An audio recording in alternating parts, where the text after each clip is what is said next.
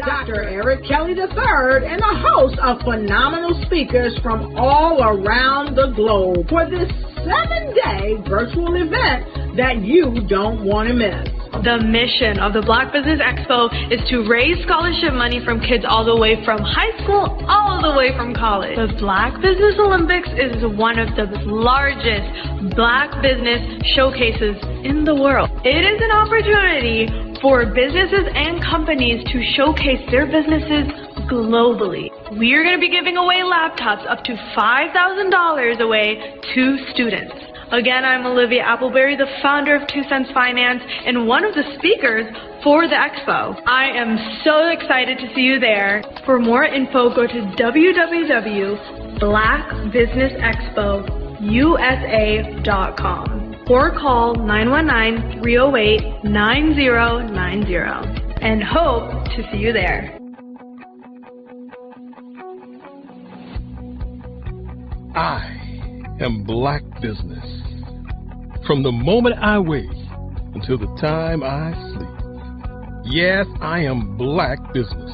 I am Black Business. Tell me, are you Black Business? I am Black Business. Do you support Black businesses? Listen, I support Black business because I am Black Business. Black Business Expo, one of the largest business showcases in the history of Black business in the world. The world! Sign up today at www.blackbusinessexpousa.com or call 919-308-9090. I am Black Business. I am Black Business. From the moment I wake until the time I sleep, I am Black Business. I am Black Business. Are you Black Business? I am Black Business. Do you support Black businesses?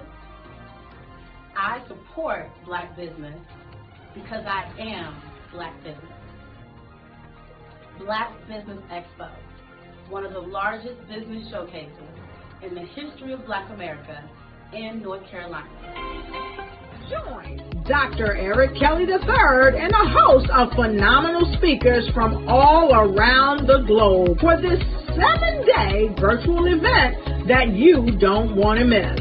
The mission of the Black Business Expo is to raise scholarship money from kids all the way from high school all the way from college. The Black Business Olympics is one of the largest Black business showcases in the world. It is an opportunity for businesses and companies to showcase their businesses globally. We are going to be giving away laptops up to $5,000 away to students. Again, I'm Olivia Appleberry, the founder of 2 Cents Finance and one of the speakers for the expo. I am so excited to see you there. For more info, go to www.blackbusinessexpousa.com or call 919-308-9090 and hope to see you there. I am Black Business. From the moment I wake until the time I sleep. Yes, I am Black Business. I am Black Business. Tell me, are you Black Business? Black Business Expo, one of the largest business showcases in the history of Black business in the world.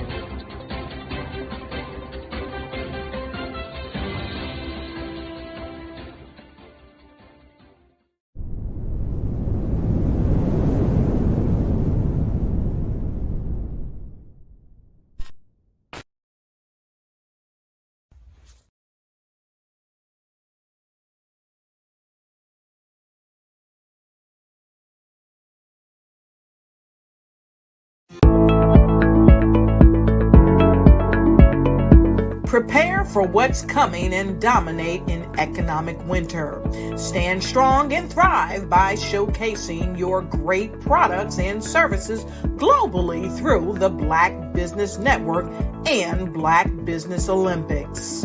The Black Business Network has showcased over 2,000 companies with over $7 billion in sales each year. Over 10 million attendees have viewed the rebroadcast each month. Through the Black Business Olympics, unique styles of business training and mentoring are turning students into business owners and entrepreneurial warriors who will dominate in any economy. Gain the ultimate advantage of the Black Business Olympics, 7 days of unbelievable topics and speakers speaking around the globe. Donate your time and experience to provide expertise and scholarships to students worldwide and change the world. Now, more than ever, new insights, tools, strategies, and capabilities are needed. This is your chance for a major presentation to the world. Fill out the form and join the more than 2,000 speakers who have presented to over 200 countries.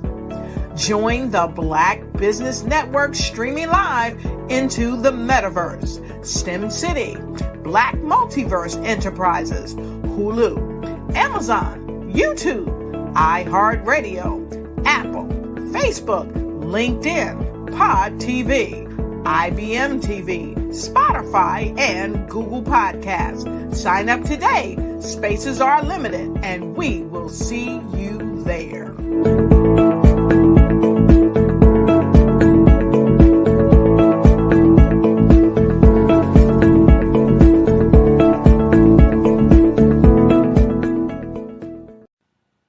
Hello, my name is Kiasi Helm and I'm 14 years old. I think my genius would probably have to be setting goals and achieving them. I say this because ever since I was young, I always wanted to be an author, and at age 11, I ended up achieving this. But not only did I end up becoming an author, I ended up becoming a public speaker, a publisher, a business owner, all these great things. The name of my business is Written by Kids Publishing Company. I decided to start this company because I thought it was important for me to help kids my age express themselves through literacy and just achieve their own goals. Because to me, achieving goals is the best thing in the world to feel. It's you just achieving things and aspirations that you set for yourself. And I know that everybody is capable of this, because even if you don't end up achieving the goal, you still tried your best, and that's the most important thing. And everybody is capable of this because genius is common. Thank you. Follow the Brand TV broadcast host, Grant McGaw, as he visits with top executives and entrepreneurs to find out their secrets of success with their personal brand. Follow the Brand TV broadcast host as he focuses on brand development to build better relationships, bring value to your business, relationships, and career. You will enjoy listening to each episode that is tailored to speak to you directly. If you're looking for this type of clarity in terms of building your brand, you have tuned into the right station. Each episode will help you to shape a conversation in the 5-star BDM network of 20,000 professionals and become a springboard for your corporate engagement and business opportunities. Each guest will frame their story in the areas of personal branding, business development, career development, financial empowerment, and technology innovation. Grant McGaw explains why he is the CEO and owner of his own professional career. Grant is an accomplished business leader and entrepreneur who wants to give back to individuals to grow their personal brand strategy. Tune in as he weaves his story about new possibilities, while to you exceed expectations. If you love storytelling, this show will make for fun.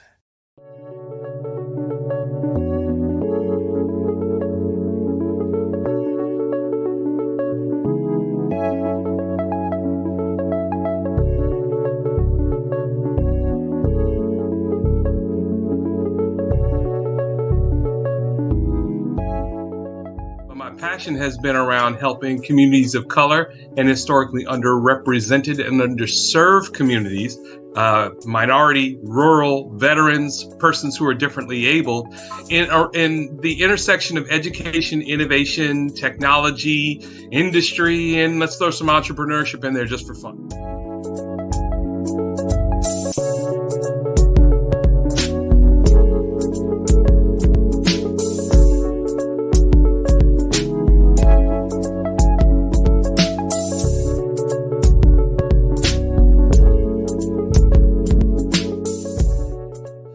See more around innovation, incubators, accelerators. I love the idea of going from innovation to commercialization.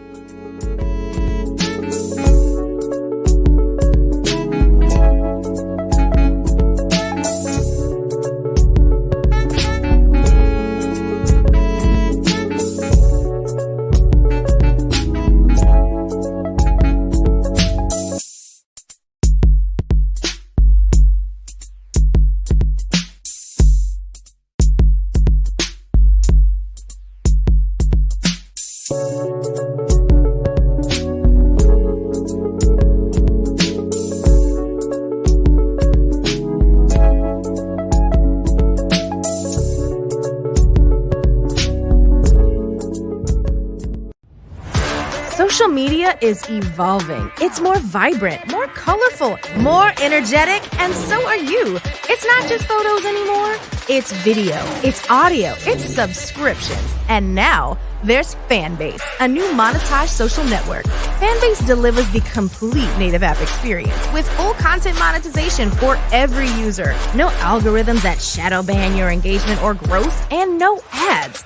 Follow anyone for free and subscribe directly to your favorite creators for $4.99 a month. Plus, show some love by tipping on any post.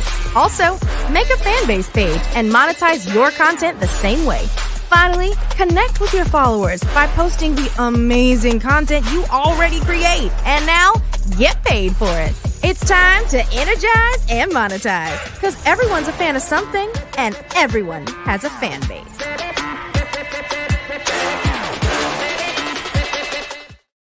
Five-Star BDM, Brand Development Masters, is a professional consulting and advisory group keenly focused on business development services for the small to mid-sized business and entrepreneurs. Although every business is unique, they often share business development challenges that can be addressed through smart branding. Services include process improvement and operations, digital strategy and transformation, business intelligence, digital marketing, and personal branding. Our business and personal branding company has helped a number of professionals and organizations to optimize and grow. This results in more business, more opportunities, better reach, positive outcomes. Visit www.fivestarbdm.com today to learn more. What if you could build your own city? A place where every child can find nurturing people to help them achieve their full potential. A place where every adult can access job training support. Where health education is abundant. Where social justice ruled the land. A place without limitations. Welcome. You have arrived at STEM City USA. It is what every city should be. A safe and trusted community where you find people and resources to help you become everything you are and beyond. STEM City is unlike anything you have ever experienced. It is a digital twin of the world around you, only better. STEM City is about energy and soul renewal. It is more than a digital world. You can almost feel the power of live cultural events, music, and theater. STEM City promises a better future for children with caring mentors and hands-on activities with dedicated tutors to support our youth. STEM City is your passport to a healthy lifestyle with weekly events addressing our community's many issues. STEM City is your financial well-being with helpful information on wealth management, career advancement, job training, and so much more. STEM City is the community you deserve. It is the city where your dreams can come true. STEM City USA, a place in the sky that is accessible to all who reach for the stars.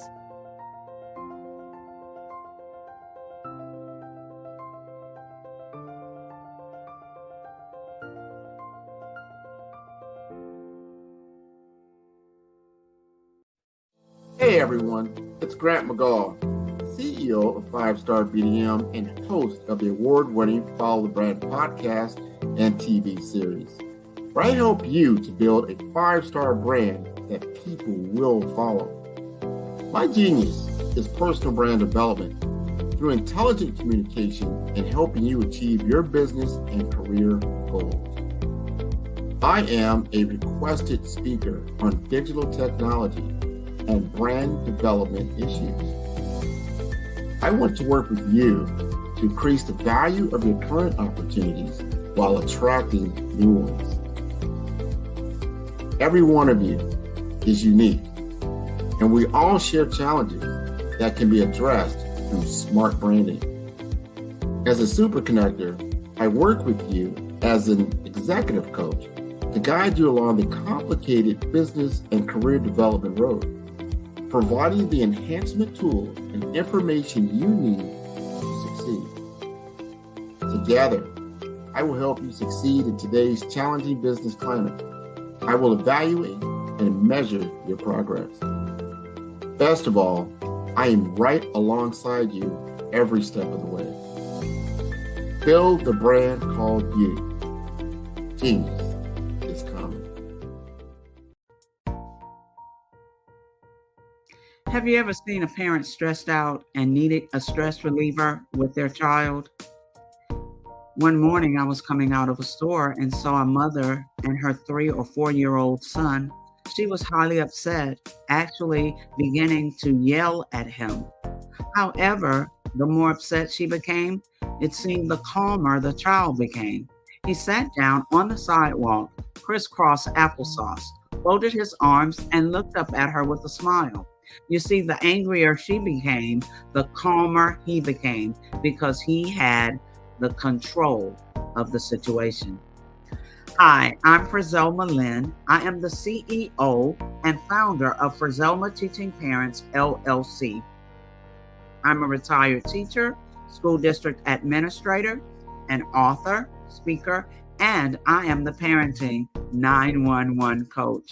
My mission is to rescue families by equipping parents with proven, effective, and practical strategies to enhance their parenting skills. Many times we as a society expect parents to teach, train, and raise their children without providing the necessary tools they need to accomplish this. However, parenting issues cannot be resolved without intervention. Therefore, Frizelma Teaching Parents has provided coaching programs, digital courses, and live webinar trainings to provide step-by-step research-based parenting strategies, even for parents whose children are disrespectful, defiant, for those who have been diagnosed with ADD and ADHD, and even for parents of adult children. No longer will you have the need to feel like you are a failure as a parent. You'll now have the tools needed for each situation. Trust me on this one. Go to www.parenting911.org. Book a 15-minute strategy session with me or choose one of the coaching programs.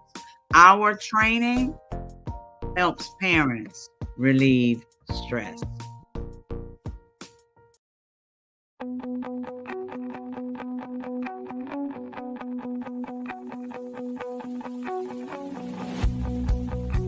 I am Black Business.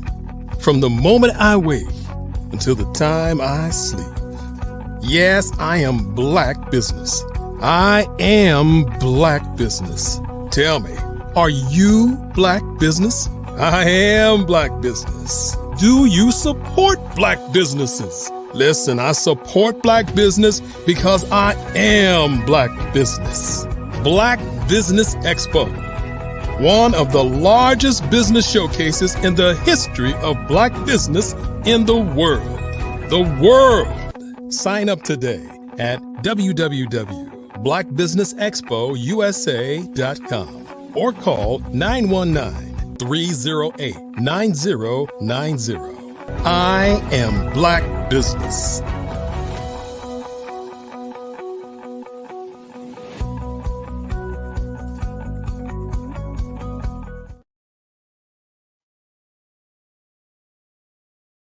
Owners. Good evening, business owners, entrepreneurs, thought leaders, and corporations. Welcome to the Black Business Network.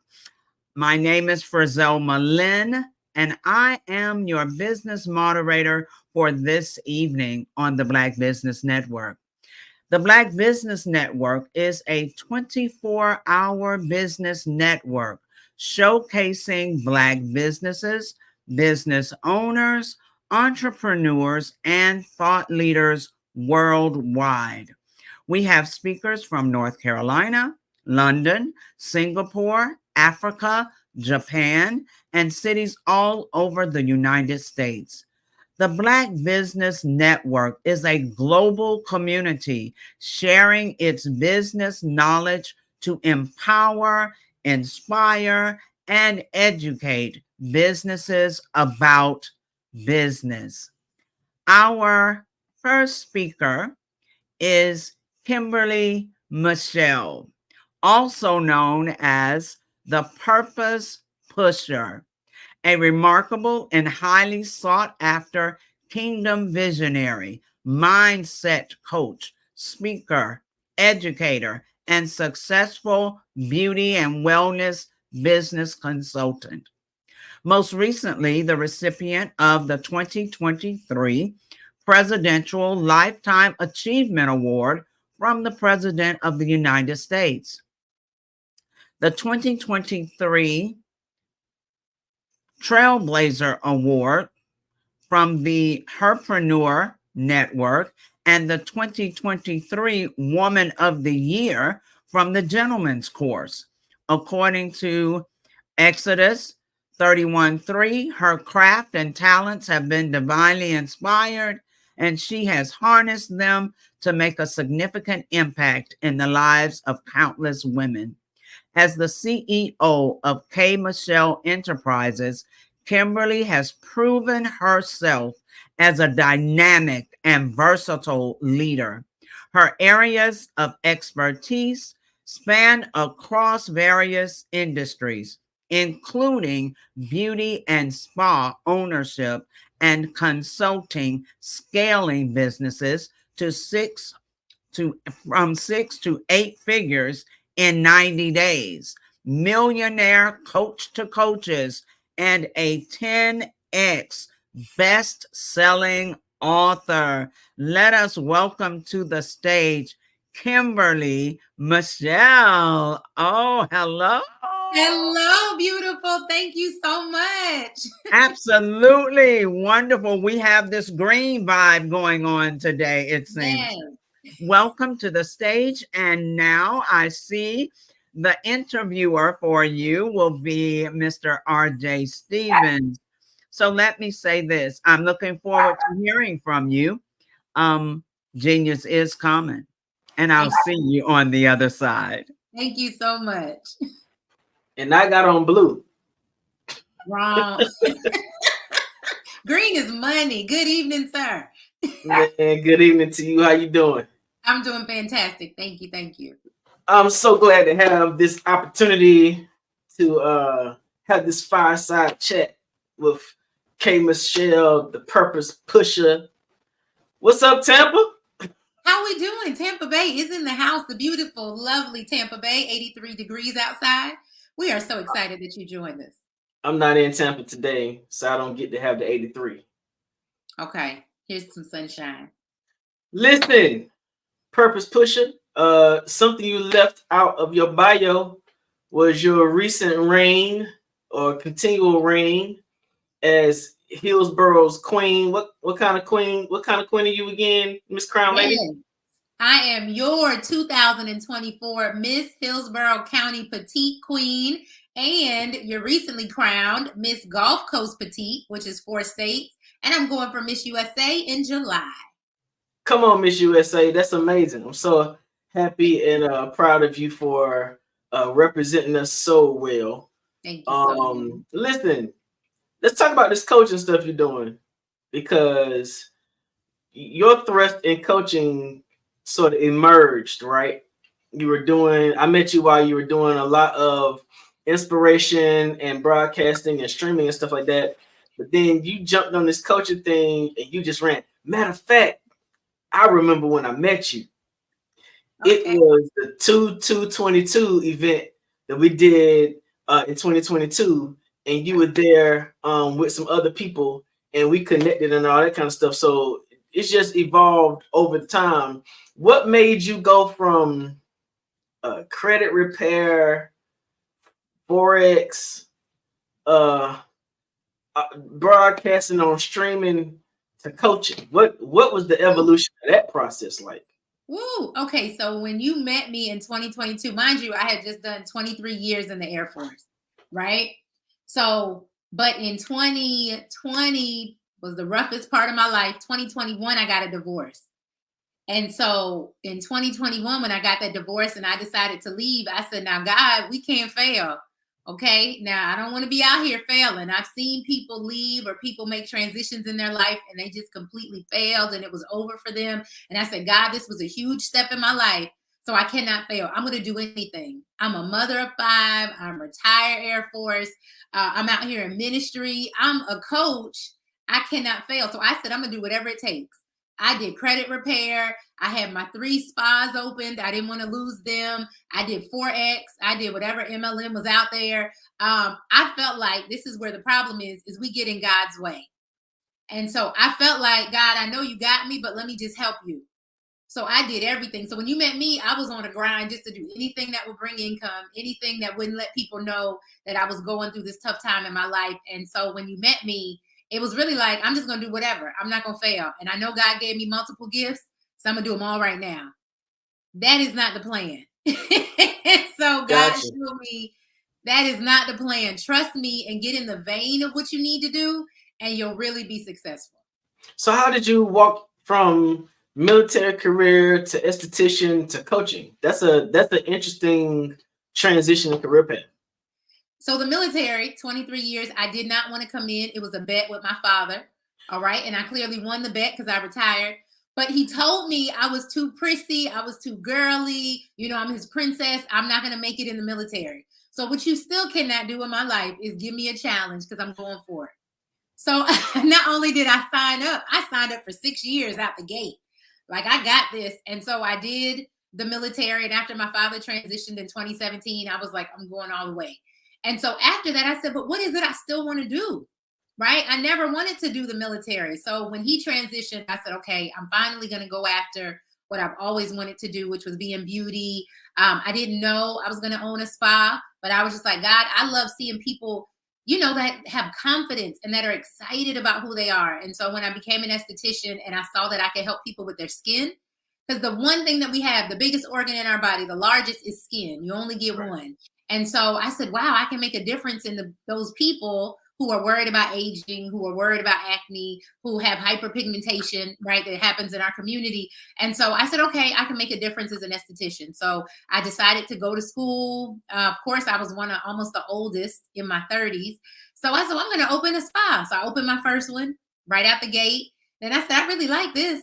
So I opened a second and a third. And then I said, wait, I don't want to be working on people every day, right? I got to bend over. I got to sit at the chair for an hour. And I believed in God using our hands wisely, right? So God said, you know what? You can do this and you can get paid a certain amount an hour, $100 an hour, or you can teach people what you do. You can mentor people. You can make people like you that do what you do, and you can double and triple that. So light bulb went off and I said, okay, God, I'm going to coach people to do what I do. And people kept asking me, how are you so successful? How did you open 3 businesses? I have no degree in that. No one ever taught me how to do that. God literally downloaded what I need to do. And so I turned that into a coaching business, and now it has blown up. So there's a lot of, definitely after the pandemic or during the pandemic, a lot of people made transitions. Coaching, life coaching, business coaching has become very normal for people to walk into after they finish one career experience. Are you using any strategy? Is there some kind of thing that you have behind the scenes that thrust you out so that people can find you? How is your coaching business becoming so influential in the market right now? So you have to have a system and a strategy, right? Nobody taught me that in the beginning. I thought you could just have a want and a passion for it, and you could just go coach people and they would flood to you. But that's not how it works. You have to have a system and a strategy of getting your leads, getting these people that find out about you, finding your tribe. Then when they come to you, you have to give them something of substance. I also didn't know that. I thought, when they come to me, then we'll have some fun and I'll teach them some things. I did not know I needed to have substance and actually see transition happening for them. Actually have real numbers, real goals, and something really that I could define that actually showed they had a change. Otherwise, they're not going to pay me, or they're not going to pay me what I deserve, because now it's just a hobby and I haven't really given them some concrete evidence that they've had a change or a breakthrough. So how was it that you did your pricing model so that you could be compensated at your own perceived value and make your clients okay with paying you the amount that you felt like you deserved? This is my biggest part. Many people go out and just make up a number. You cannot do that. So I invested in myself first. And so I had to pay what I expected other people to pay me. So when I went out saying, I want somebody to pay me $500 or $1,000, I had never invested that much in my own craft. How could I expect somebody else to pay me that? So I started investing in coaches and mentors and actually paying the price and doing the work, paying $5,000. I paid over $20,000, over $30,000 for the coaching that I needed. So I could turn around and say, hey, my coaching is valued at $1,000 because I have my certifications. I've done the work. I've even done the personal breakthrough work. So now I can assist you. So that's what happened. My pricing model did change. I know a lot of people, even when I teach this, they're scared to find out what their worth is, what they should charge. But you have to sit down and you have to look at what you offer.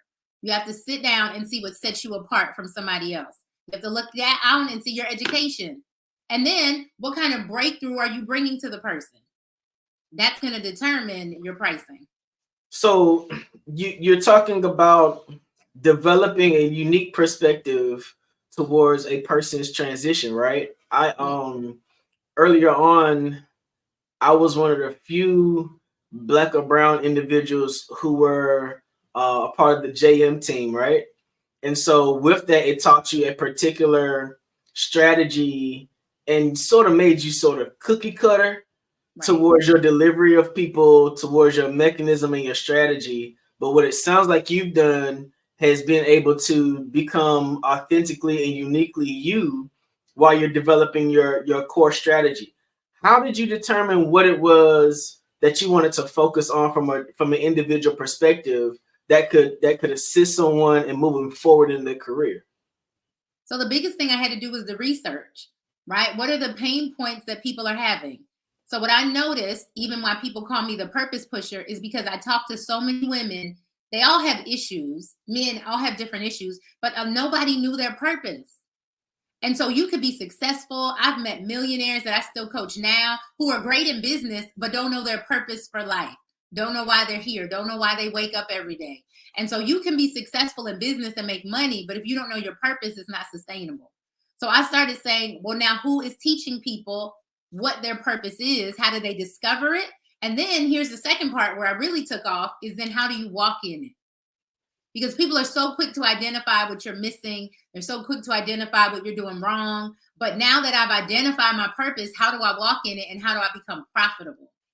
So that's where I started seeing the breakthrough, is when even with my clients that I helped discover their purpose, they were still stuck. Okay, so my purpose is I'm here to change the world, but now how do I do that?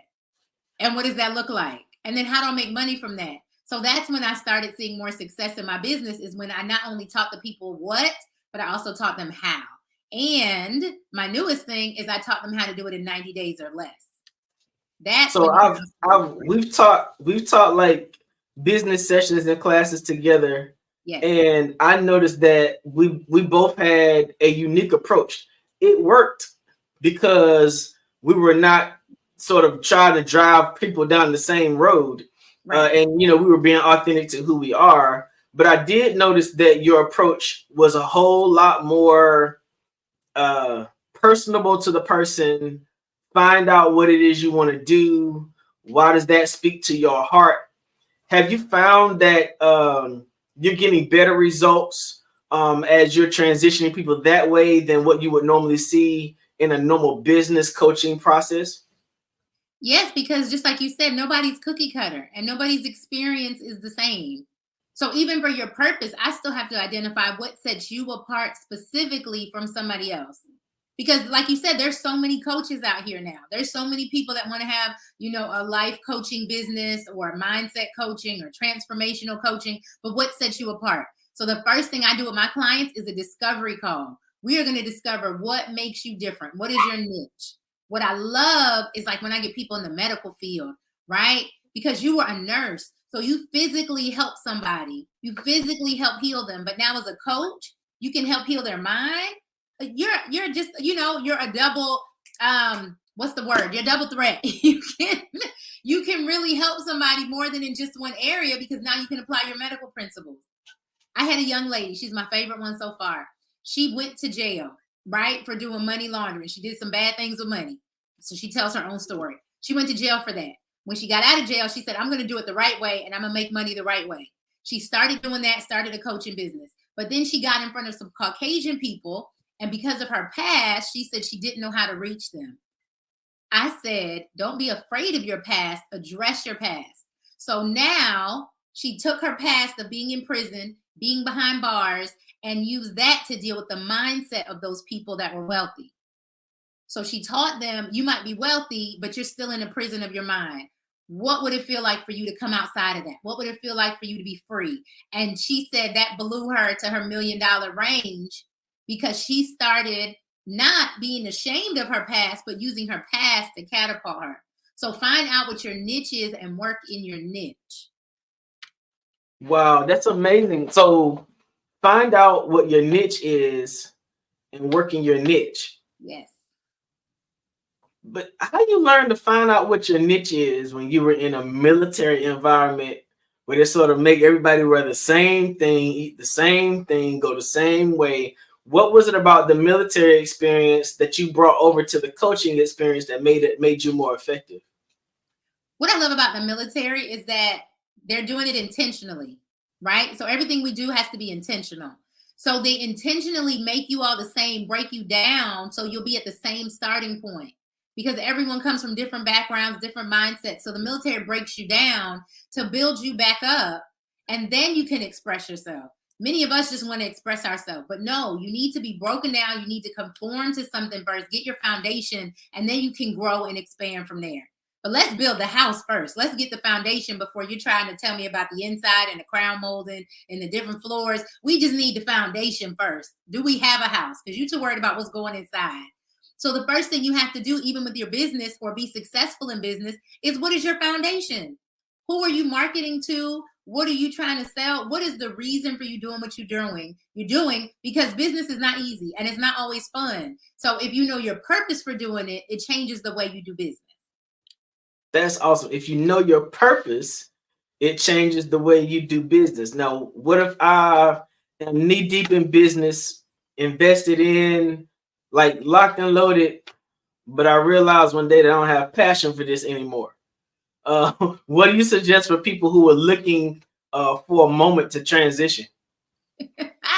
First of all, passion will not get you anywhere. I love having these conversations with you, RJ, because passion is what our problem is anyway. We are chasing passion. Stop worrying about what makes you feel good and what makes you smile. No, it's what do you purpose to do, right? I'm sure there's a lot of things in life that you could be successful at, but that is not your purpose. So if you are knee deep in something that you just have a passion for, you need to stop and refocus and probably redirect yourself. First of all, there's nothing wrong with redirection before it's too late. Okay. Many businesses fail because they're afraid to redirect. They're afraid to refocus. They're afraid to admit they got it wrong. You can look at companies like Amazon, right? Just started off doing books, but what is he doing now? Where have they refocused now? Where have they repositioned to, right? Walmart. People said, oh, Walmart was doing great. But then Walmart said, we got to jump on the digital train. We got to jump on having shoppers. I was in Walmart the other day. They have a new lane just for like these Instacart people. Because they said the Instacart people are having to wait in line, which makes their time too long. And now people aren't tipping them. So Walmart came up with a special lane just for online shoppers. So they're keeping up with the trend. Sometimes you just have to refocus and redirect. Don't just go out of business because you're knee deep in a passion that doesn't work anymore.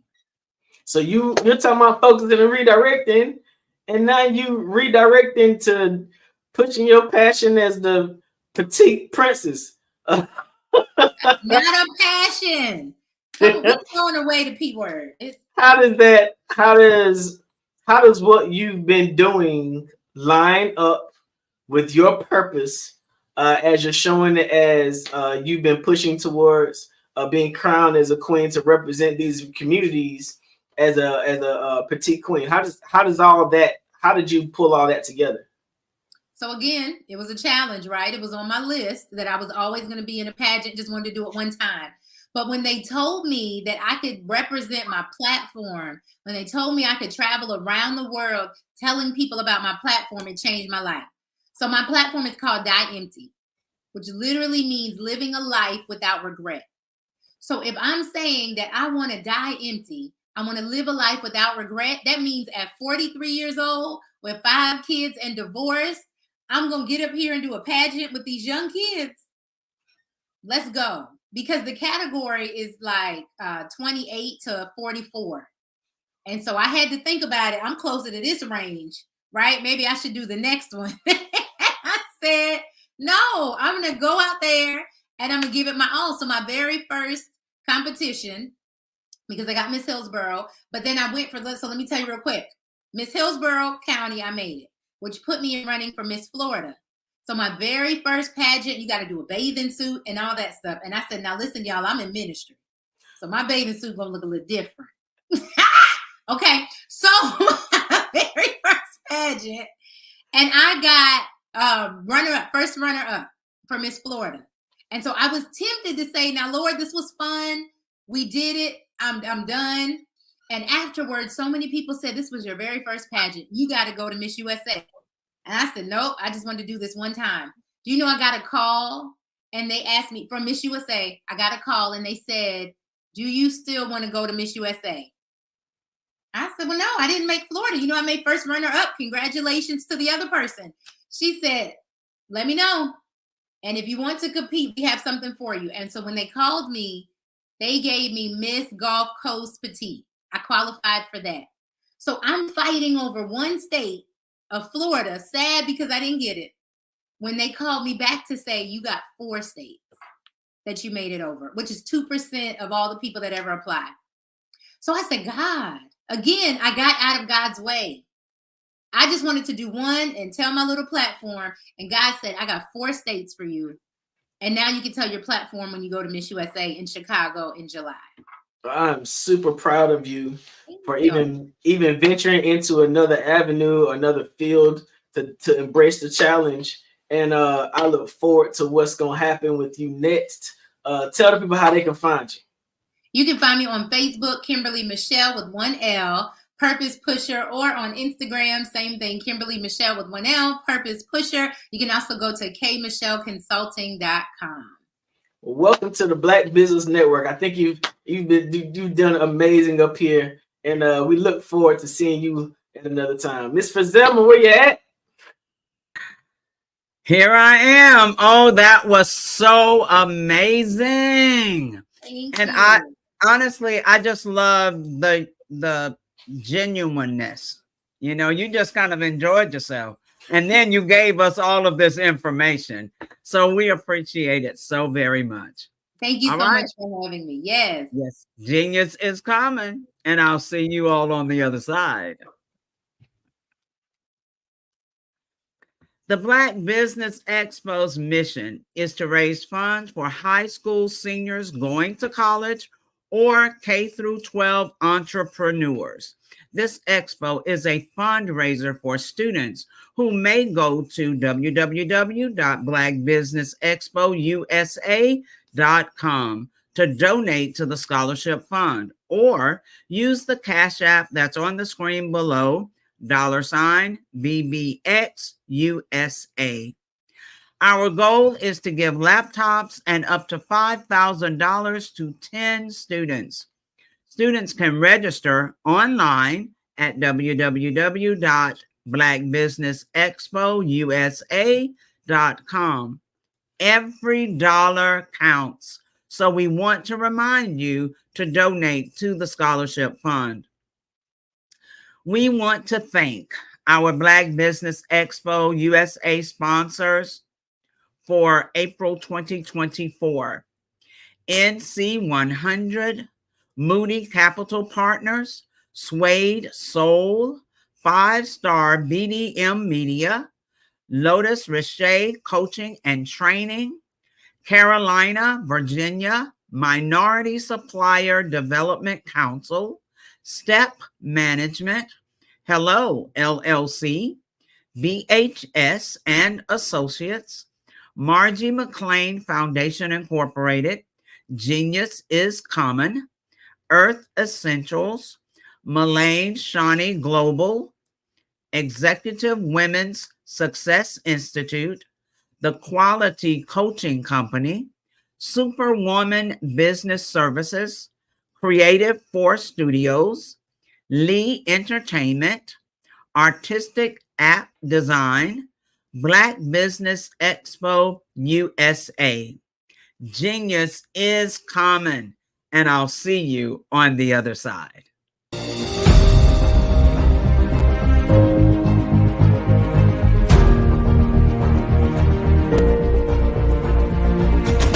Hello, ladies and gentlemen.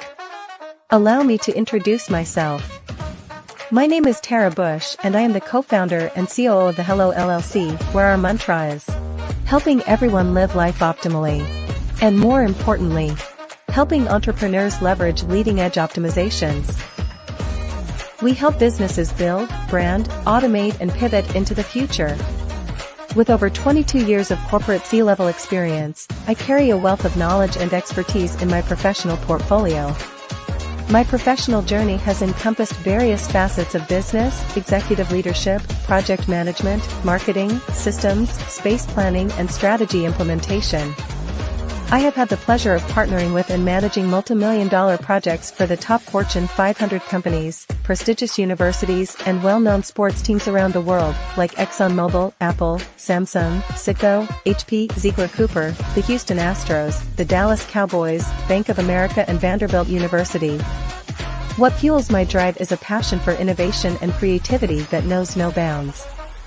I thrive on pushing the boundaries and thinking outside the box to bring fresh, ingenious ideas to the forefront. I turn visions into reality. As a leader, I am a steadfast advocate for integrity and creativity. I am driven by a profound desire to help individuals and businesses create their own return on time investment while leveraging technology. At the Hello LLC, we are more than just a 3D digital marketing agency. We are a community committed to helping, building, and thriving together with integrity. We can either show you, teach you, or do it for you. We believe in the power of innovation to transform the status quo. My fellow professional powerhouses, in the spirit of abundance, I firmly believe that there is enough prosperity in this world for all of us to thrive together. So, I invite you to make the pivot because the future is already here.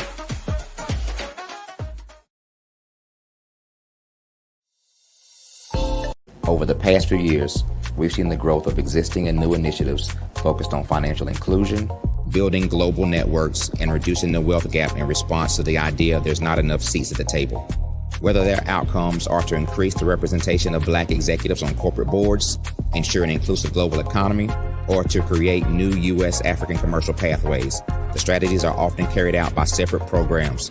The question is, should they be?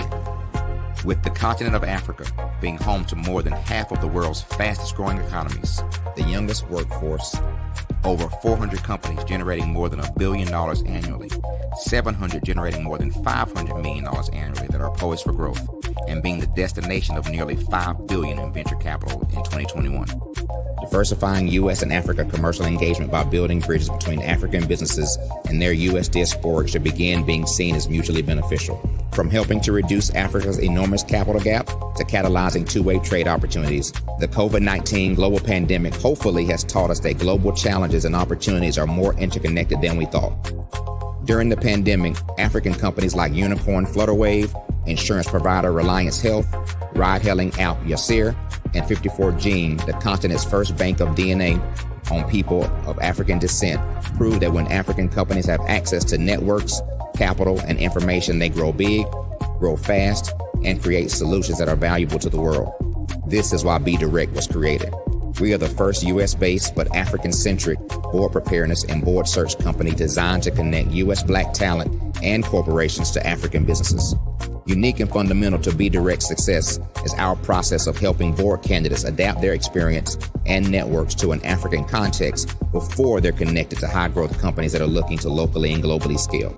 From our focus groups with African business execs and government leaders, we don't ignore the sentiment that business is easy, but people are hard.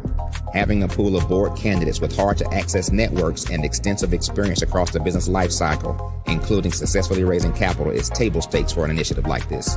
So yes, we have that. But corporate or entrepreneurial success in the U.S. does not guarantee success in Africa. Developed alongside industry partners on the continent, our training program, Be Direct Prep, is designed to transpose their experience to create cultural comfort, understanding, and a commitment to helping businesses in Africa scale.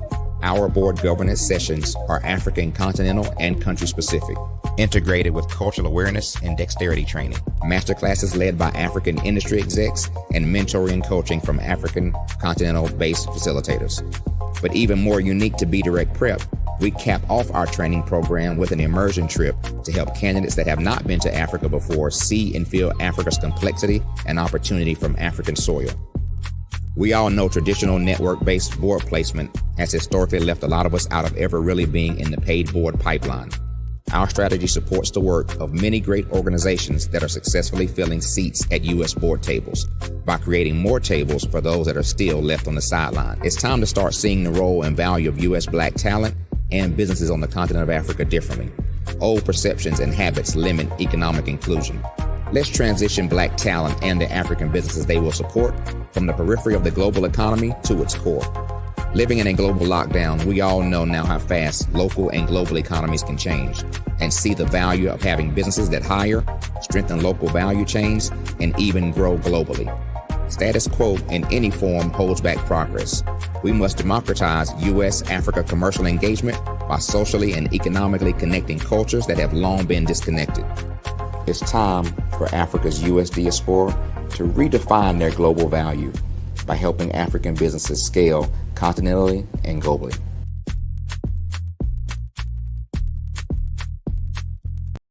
Follow the Brand TV broadcast host, Grant McGaw, as he visits with top executives and entrepreneurs to find out their secrets of success with their personal brand. Follow the Brand TV broadcast host as he focuses on brand development to build better relationships, bring value to your business, relationships, and career. You will enjoy listening to each episode that is tailored to speak to you directly. If you're looking for this type of clarity in terms of building your brand, you have tuned into the right station.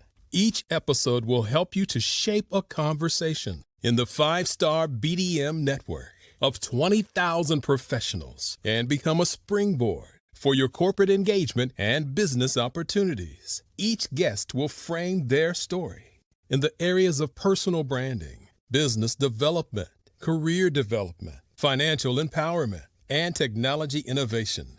Grant McGaw explains why he is the CEO and owner of his own professional career. Grant is an accomplished business leader and entrepreneur who wants to give back to individuals to grow their personal brand strategy. Tune in as he weaves his story about new possibilities, while to you exceed expectations. audience. If you love storytelling, this show will make for fun. Phenomenal Tanya T. Wise, who is here from the great state of Maryland. Tanya, welcome and thank you for being with us today. Can you indulge our audience a little bit and tell them just a little bit more about who you are and what it is that you do? Well, I love being able to talk to people and have a magnetic attitude, being able to just show them. So I always like to say, level up is Coach at Tanya T. Wise here. So can you tell our audience, just give them a teaser about what your presentation will be about?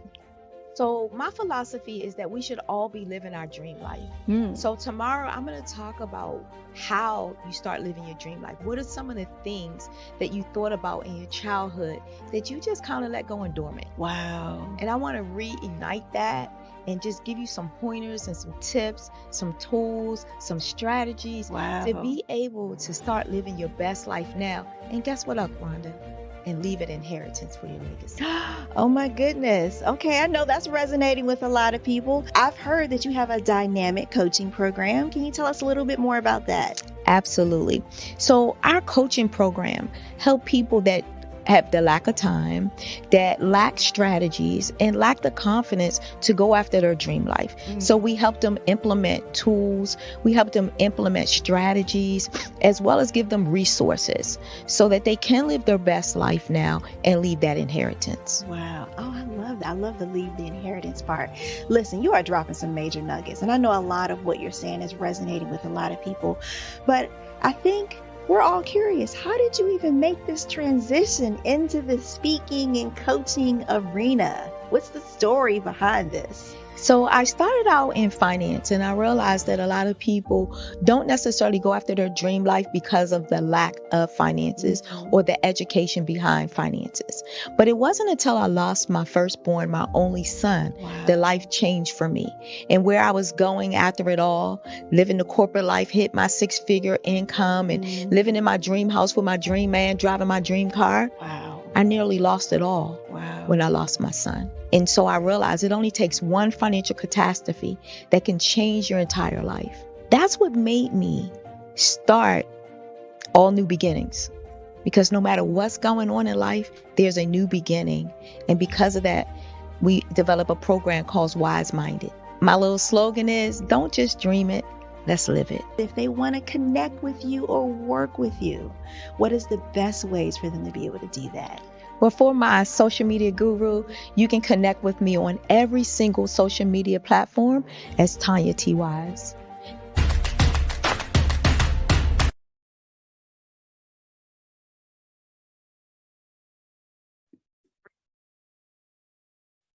Hello, I'm Dr. Madeline Ann Lewis, President and CEO of the Executive Women's Success Institute.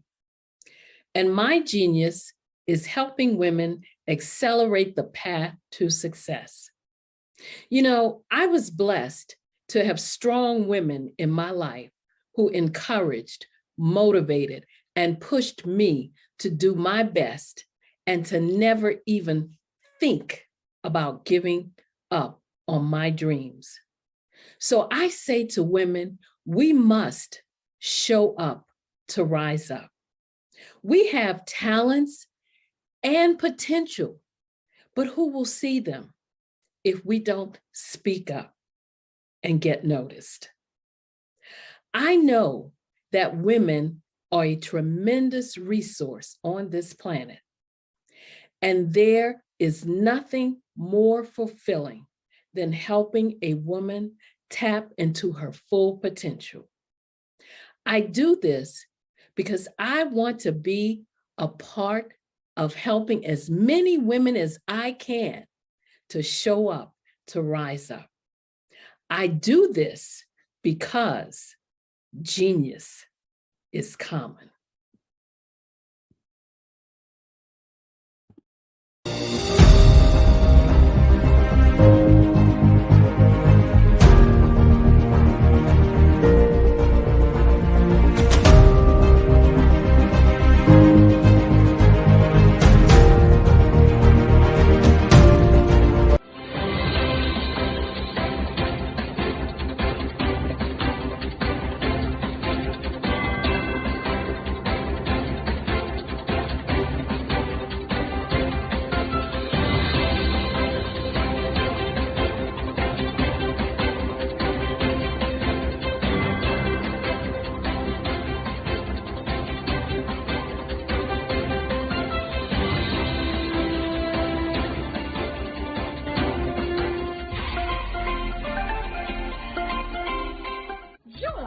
Dr. Eric Kelly III and a host of phenomenal speakers from all around the globe for this 7-day virtual event that you don't want to miss.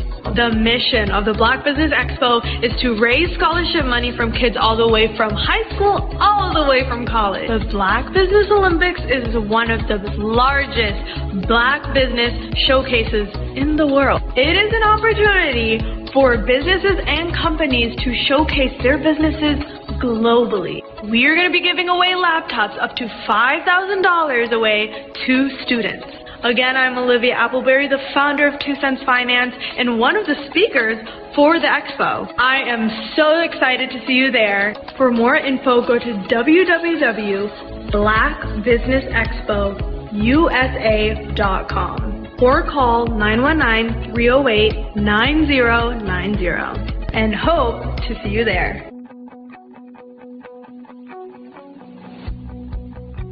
I am Black Business. From the moment I wake until the time I sleep.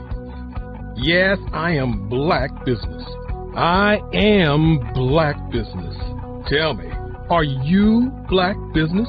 I am Black Business. Do you support Black businesses?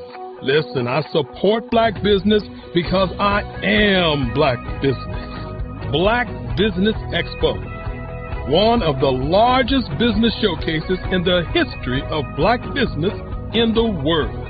The world! Sign up today at www.blackbusinessexpousa.com or call 919-308-9090. I am Black Business.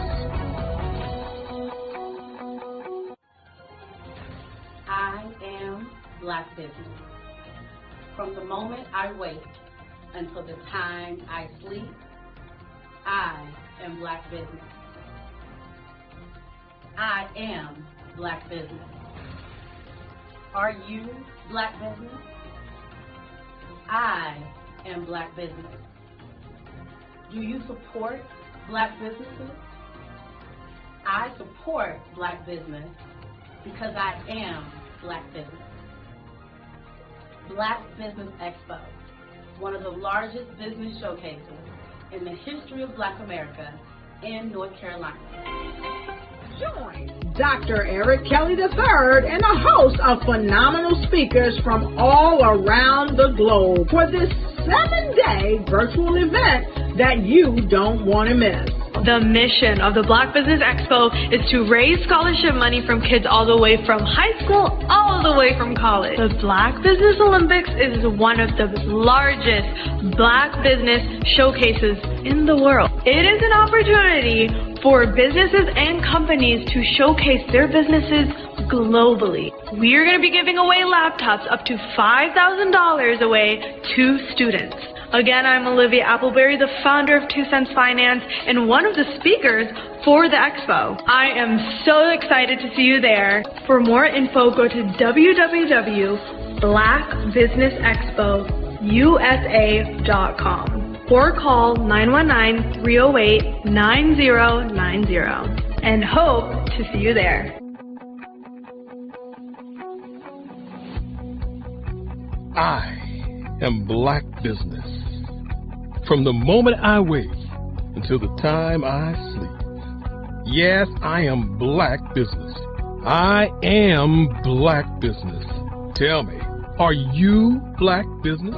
Black Business Expo, one of the largest business showcases in the history of Black business in the world.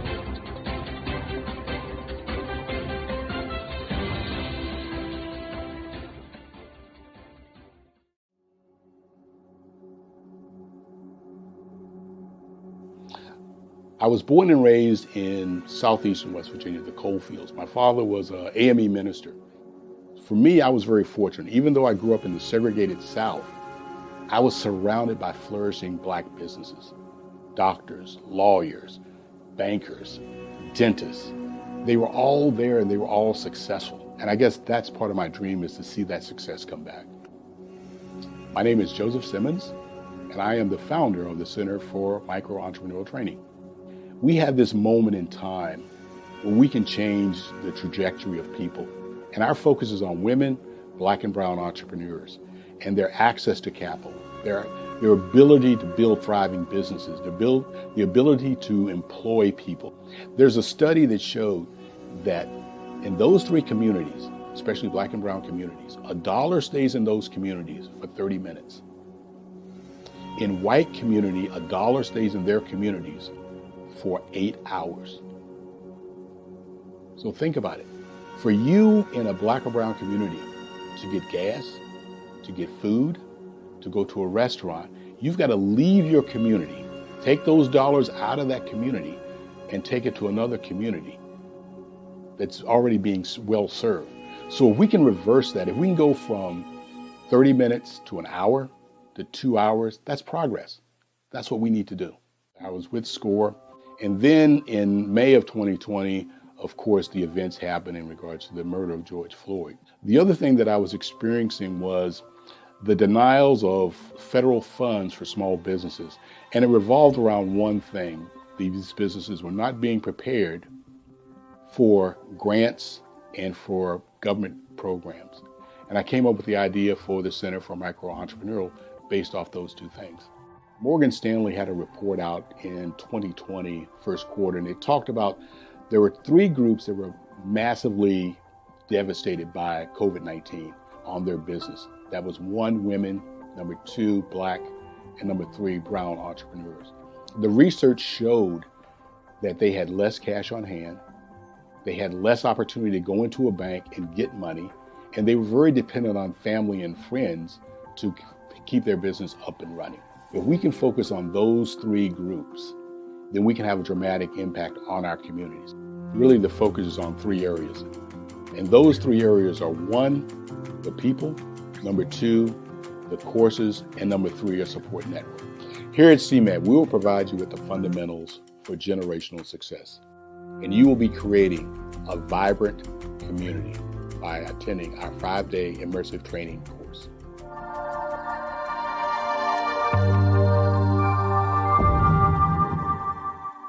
Five-Star BDM, Brand Development Masters, is a professional consulting and advisory group keenly focused on business development services for the small to mid-sized business and entrepreneurs.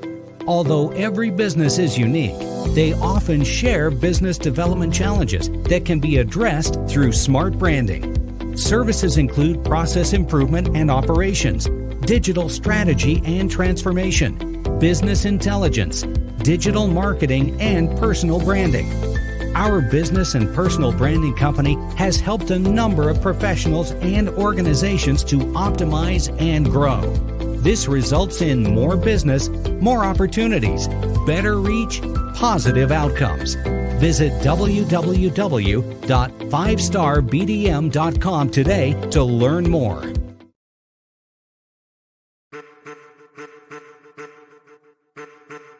I am a child of the Most High God. He has gifted me in ways that I could not even imagine and didn't know.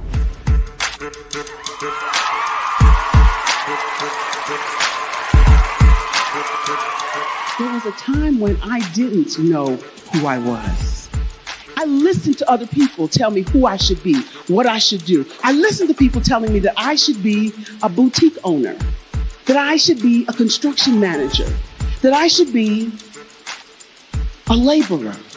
Have you ever felt like you should do something else, be something else, go somewhere else, be wherever you wanted to be, and you felt like you were in a box? Anybody in the room? And you couldn't get out? Anybody in the room? And you kept trying to go and you couldn't get out? Anybody in the room? But let me tell you, you need to rock the box. Rock the box.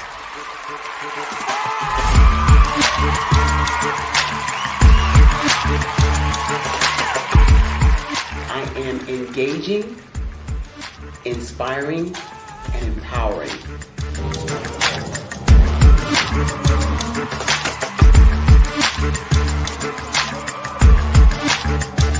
I would give you everything I know. Just by touching you, if I could, by osmosis, give you every single thing I've learned, I've gone through, I know I would. We know that's not possible, but as it is possible, I love to share information with people. Some of you out there, people have told you that you can't be, you can't have, you can't do.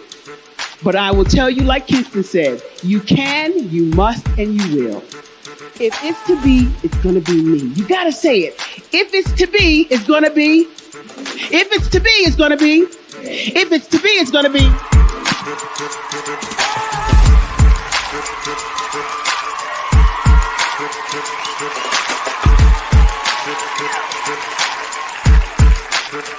Barbara is because she believed what her mama said about her and not what other people told her. Every day you wake up, when you're in a situation, it's your choice whether it's an advantage or the disadvantage. She gained her confidence and her life, and now she is a testimony. If I can help you elevate yourself, then I feel like I'm elevating my own self as well. What you know and I know together can change the world.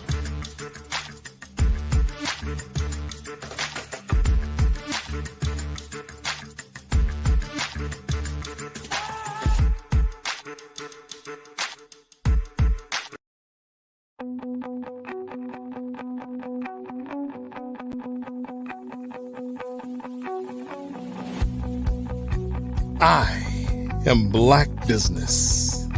From the moment I wake until the time I sleep. Yes, I am Black Business. I am Black Business. Tell me, are you Black Business? I am Black Business. Do you support Black businesses? Listen, I support Black business because I am Black Business. Black Business Expo, one of the largest business showcases in the history of Black business in the world. The world! Sign up today at www.blackbusinessexpousa.com or call 919-308-9090. I am Black Business.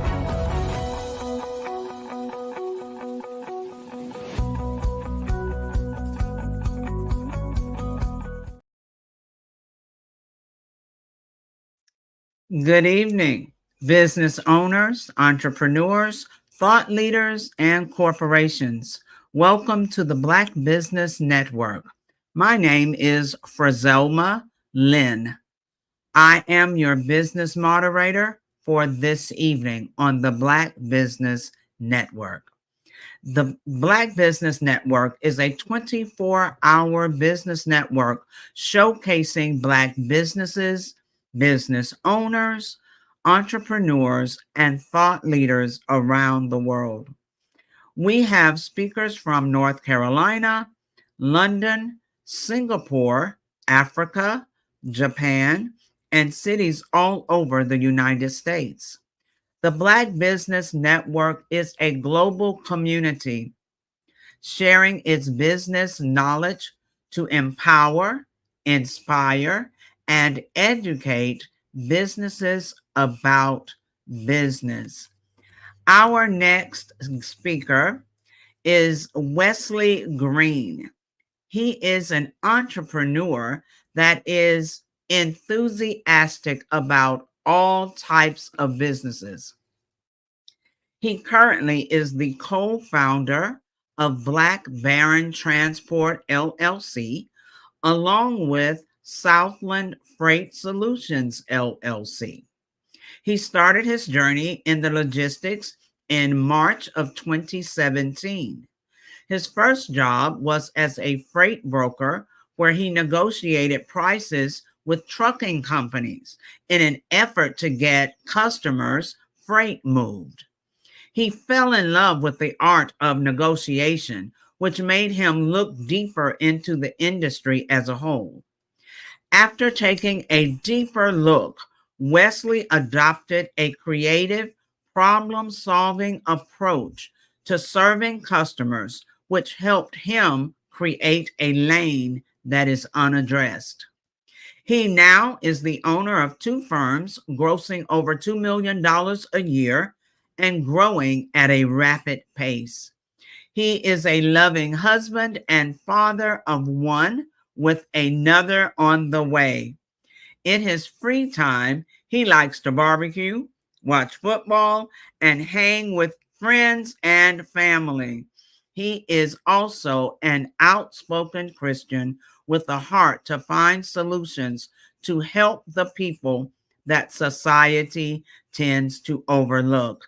Please help me welcome to the stage Wesley Green. Hey, Miss Frizelma. Well, Mr. RJ, hello. How you doing? I'm quite well. How about yourself? I am doing well. Wonderful. Genius is coming. I'll see you on the other side. Yes, sir. Did you know that approximately 333.34 million businesses exist today, according to a report from 2021? And you may be one of those businesses, or maybe you're not in the business market yet, but you're aspiring to be a business owner. Well, guess what? You're in the right place at the right time. Because let's face it, everything is about timing and opportunity.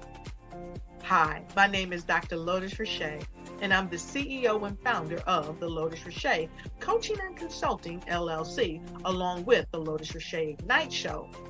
15 minutes of success with Dr. Lotus Richey, as well as books to boom your business and bring who you are.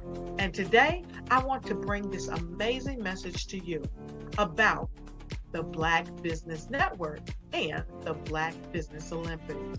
See, the Black Business Network and the Black Business Olympics is designed to help people just like you, that's right, that look like me, to take their business to the next level. Not just in your front yard or your backyard, but globally. The Black Business Network and Black Business Olympics is designed not to just help you survive, but to help you thrive. So join us today as we come together with businesses all around the world to support our students, our children, our young teens, our young entrepreneurs. What we do is we come together to help raise funds for students who are aspiring to be business entrepreneurs, who are aspiring and who are thriving in college. We endow them with a wonderful opportunity to gain scholarship of either a laptop or several thousands of dollars. And we invite you to help be a contributor to this amazing opportunity to help someone that looks just like you. So join us today at our website and let us connect with you and help you ignite and take flight in every area of your life on the Black Business Network and the Black Business Olympics. I'll see you on the other side.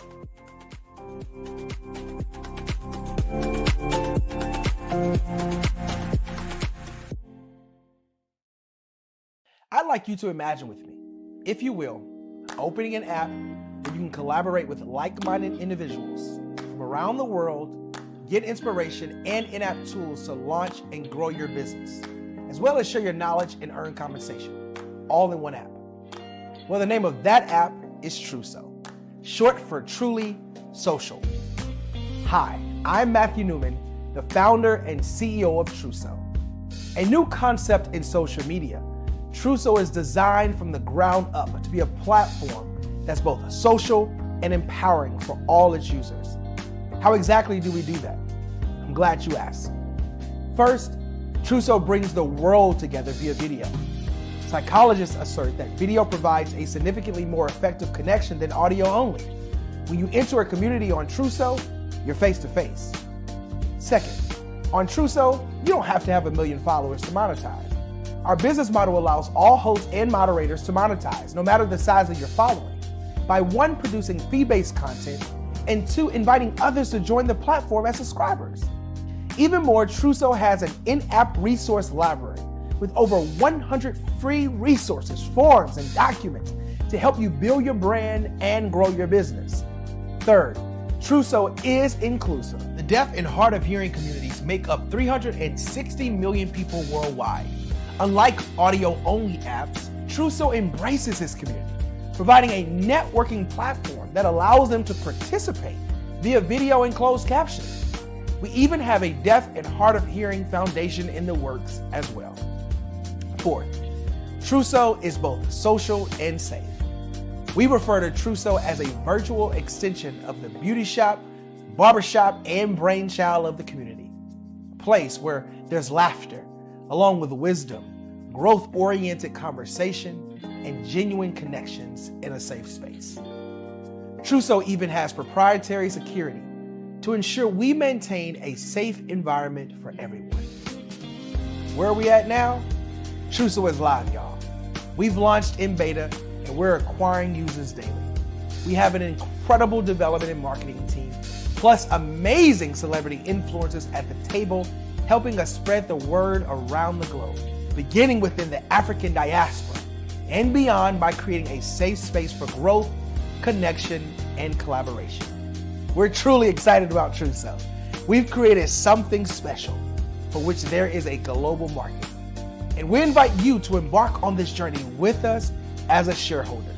The future for Truso is truly bright. Join us and let's go there together.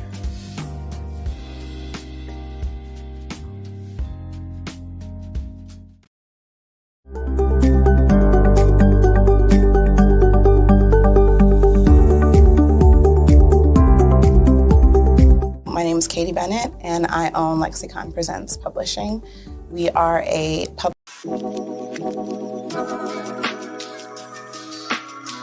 The African company and the African CEO is making a conscious decision to bring on someone external to the continent versus bringing on someone who is from Ghana or Kenya or South Africa.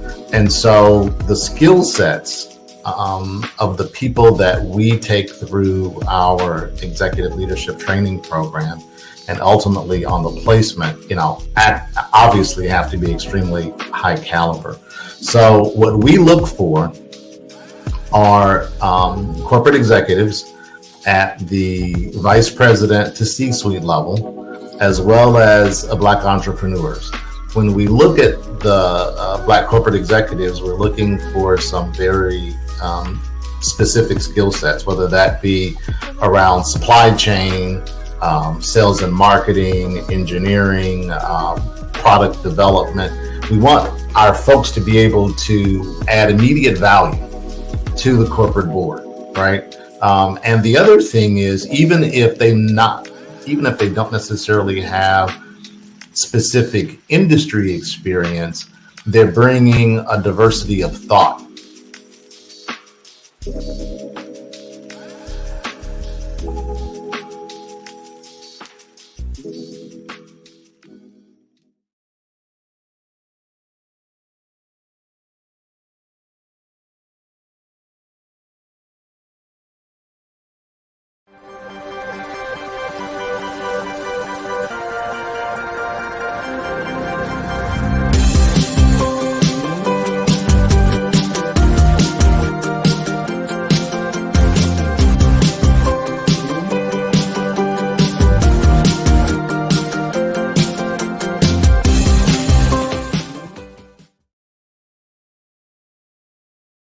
Are you a forward-thinking entrepreneur or business owner? The world is changing faster than ever, and it's time to pivot and adapt to the future. Hello LLC is here to help you do just that. Hello stands for helping Welcome back, ladies and gentlemen, for a fireside chat with Wesley Green and RJ Stevenson. Well, you got RJ Stevenson. Hey, Miss Brazilma, how you doing? I'm doing quite well, RJ. How are you? I'm doing well. Wonderful. So we're having some technical difficulties. It's all good because you know what? I want to know more about Miss Brazilma Lynn. Well. And I am more than happy to let you know. I am at this point in life, I am the parenting 911 coach. So, just listening to the previous conversation with you and Kimberly Michelle, and you mentioned how her coaching had evolved, how things start off one way, but they should evolve as times change, as trends change. So I've started as the parenting 911 coach, going to different schools and school districts and presenting workshops for parents, whether it was in person or virtual. And now that has also evolved into school districts wanting me to work with their faculty. Because if we're giving training to parents to provide additional tools for parents, we have to also look on the other side of that coin and make sure we have professional development provided for teachers to know how to work with parents. So right now, that's where I am, and moving into, still evolving, moving into the Parenting 911 University, where we will coach people, train them. We will train coaches to become Parenting 911 coaches and do what I do. So, of course, they will have to have credentials, because they will not only work with parents, they will also work with teachers. We need to bring the entire community back together, not isolating parents who really are the number one stakeholders for their child's education. Ms. Roselma, now, I'm in ministry and coaching, and people are interested. What in the world made you decide to make parents, of all people, your desired clientele for coaching? So just that in itself, now it's honestly a ministry for me as well, but just that in itself, we are in a point in our society where we're leaving parents out. We know that parents are struggling. We see parents struggling. We see children struggling. We see families falling apart. Yet it's as if we want to sweep that part under the rug and just keep moving forward. So a few months ago, I was in Orlando for a conference. Walking through the conference center, they had the words fabric just hanging down the walls, and beautiful different patterns, fabric patterns all around. And I was thinking, what in the world is going on with the fabrics? And I was seeing it so much. I'm thinking, what am I supposed to do with that word? But there used to be a commercial about cotton being the fabric of our lives. Well, honestly, parenting is the fabric of our community, of our society. There is no way we can have a society or a community without parents. And it's best to provide them with the most effective, research-based, practical skills that they can immediately implement in their homes. We have to make sure that we provide them with tools, and we have to make sure that teachers receive compassion training and understand that they have to re-invite parents. I mean, genuinely invite them back into the decision-making of the child's academic success. So see, that mindset, parents, oh my gosh. Well, what people said that to me when they found out I was a teacher and a school administrator. They're like, teaching? Oh my gosh. But those are the areas of life that build our foundation. We can't keep going with all the progress, all the AI, all the technology, all of that, and allow the foundation of our families to have a huge crack in it that no one is trying to repair. So I imagine that since you're the parenting coach, 911 coach, that you've been around here a couple of times at least. You are you a parent yourself? Oh my gosh. We have 6 adult children and 9 grandchildren. So yes, I've been around children all my life, it seems. And when we talk about purpose, our purpose is in us when we're born.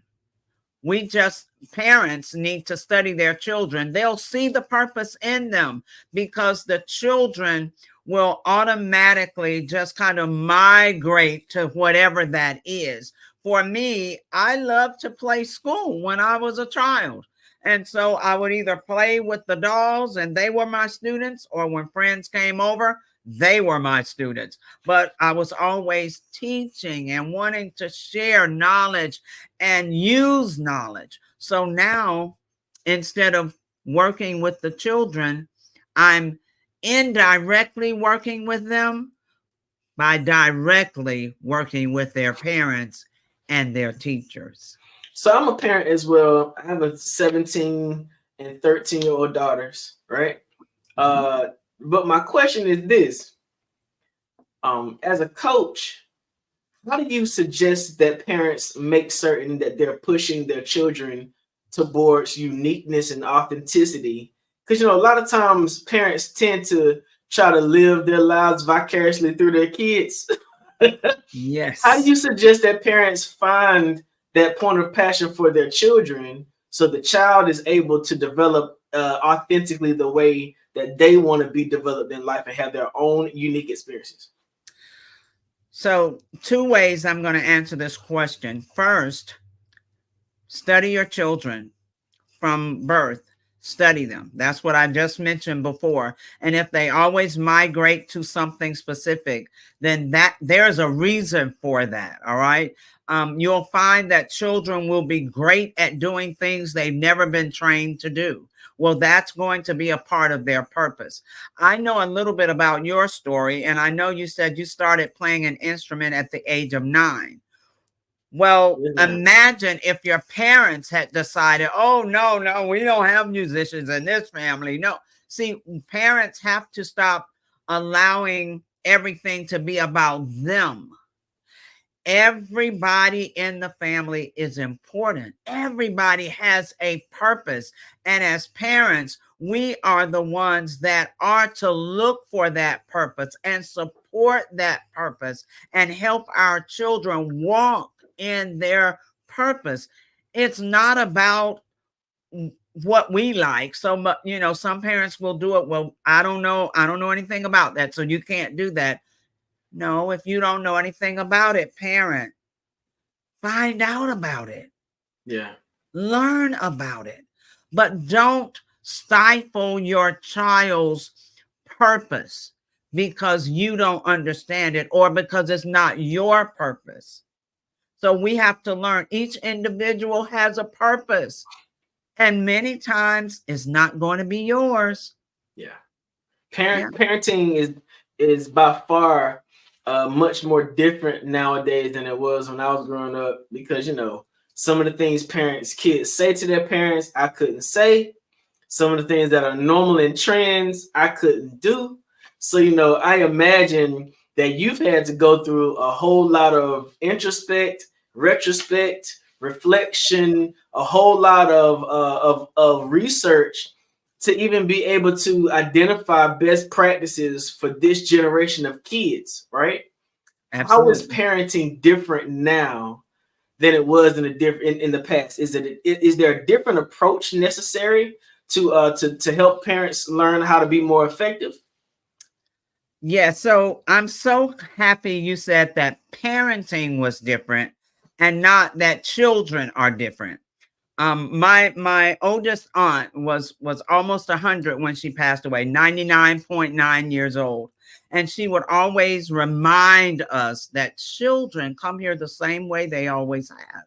She said, children are not so different at all, but it's the parents and the parenting that's different. So in today, we have so many different reasons. There's not, a one size fits all. But for some younger parents, they may not have had a parent to model for them, at least not to model good parenting. So therefore, they may not know. As one mother said, she was overcompensating, buying, I mean, absolutely everything she could afford for a 1-year-old who cared nothing about 99.9% of the stuff that she was buying, but she was doing all she knew to do.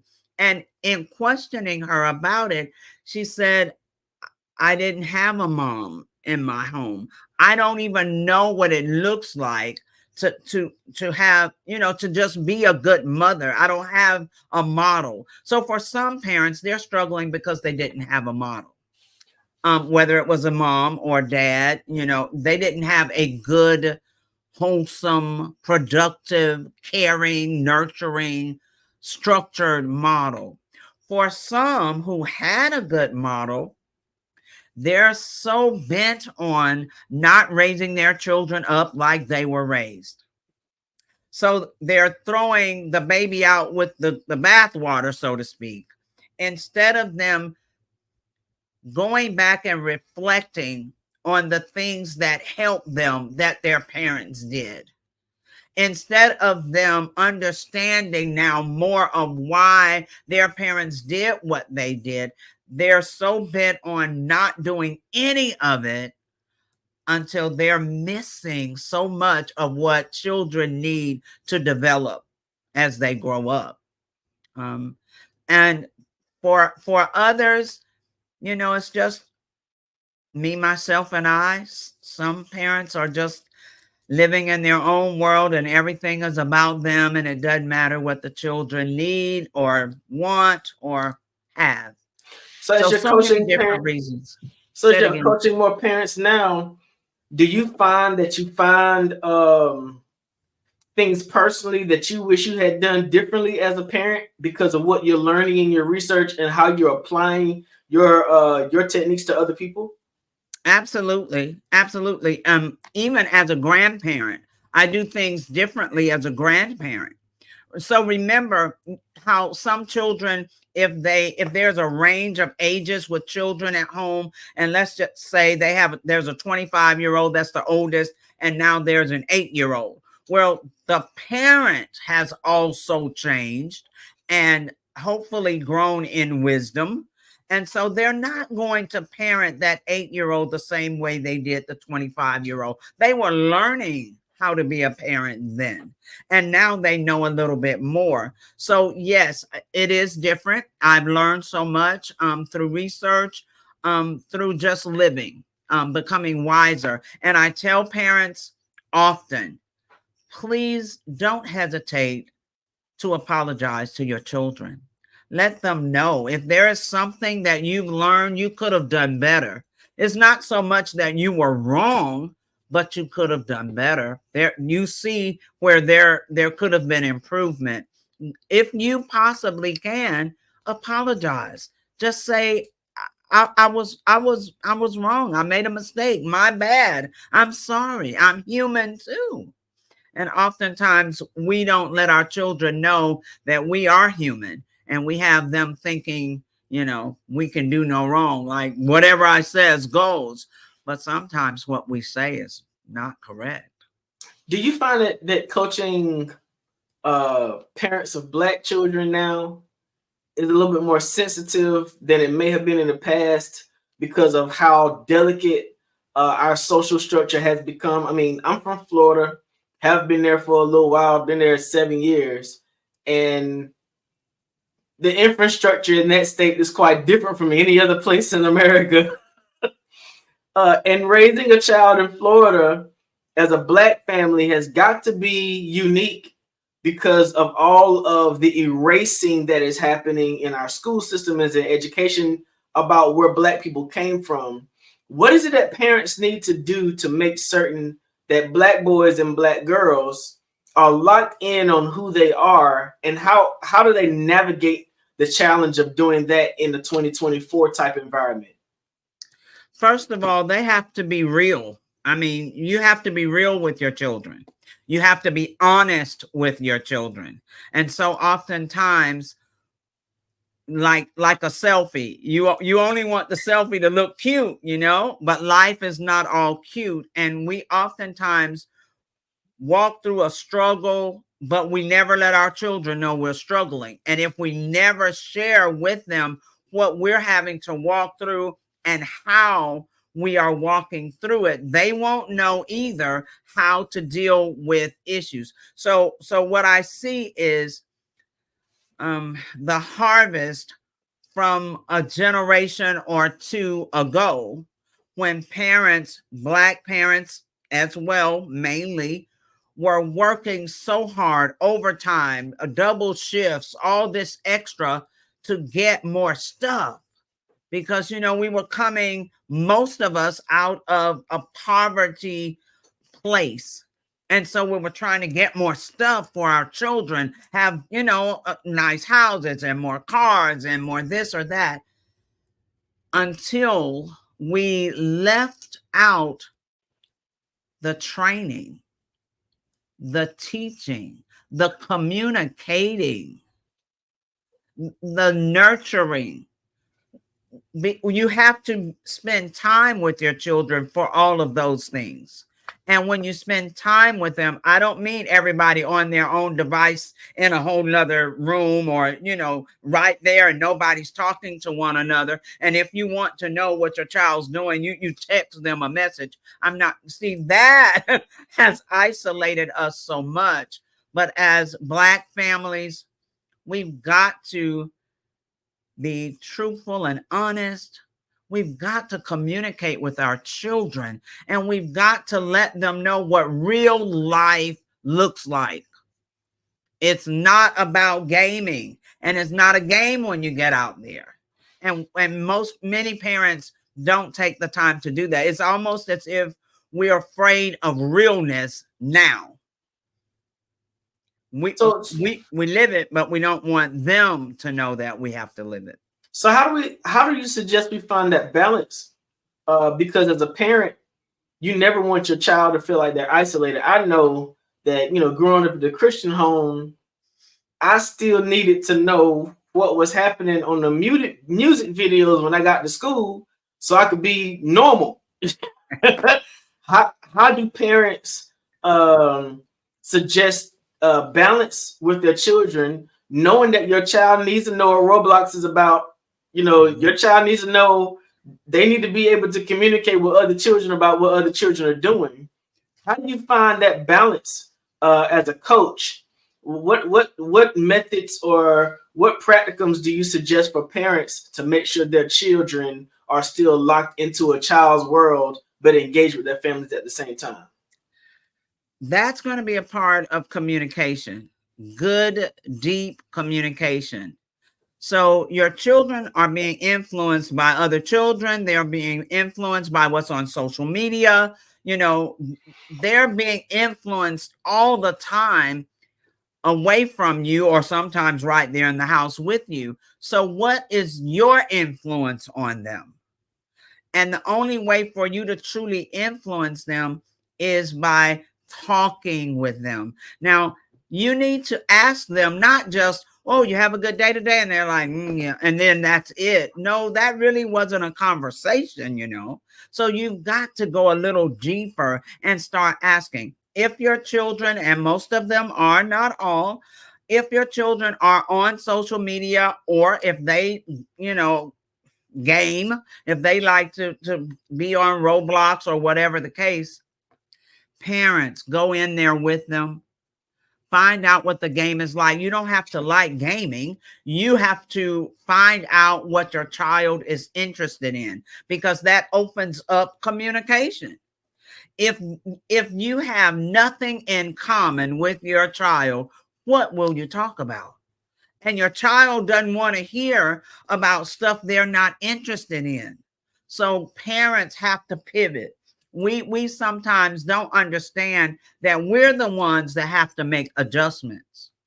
So pivot, and then go in those rooms and learn about the games and the stuff on TikTok. That's why I do TikTok with Parenting 911, because I know young people are there. My grandchildren taught me how. So, I mean, we have to get involved in what they're involved in. Then we can bring in the realness. So when you're talking about that, right, the first thing that came to my mind in terms of the difference between now and what used to be an imbalance was I grew up in a time and season when corporal punishment was the tone of the day. All right? And I know that can be a sensitive subject for some because every parent has not always been, as we can say, responsible for their role, right? Right. But do you see a significant difference between an era when corporal punishment was more prevalent in comparison to now when parents are afraid to speak to their children too harshly because of the traumatic effects of what that might do to the child? How do you see us navigating that space? All right. So you're talking about your era, so you can imagine my era, right? Okay, that time I was born. So my latest book is You Need a Butt Whipping. Wow.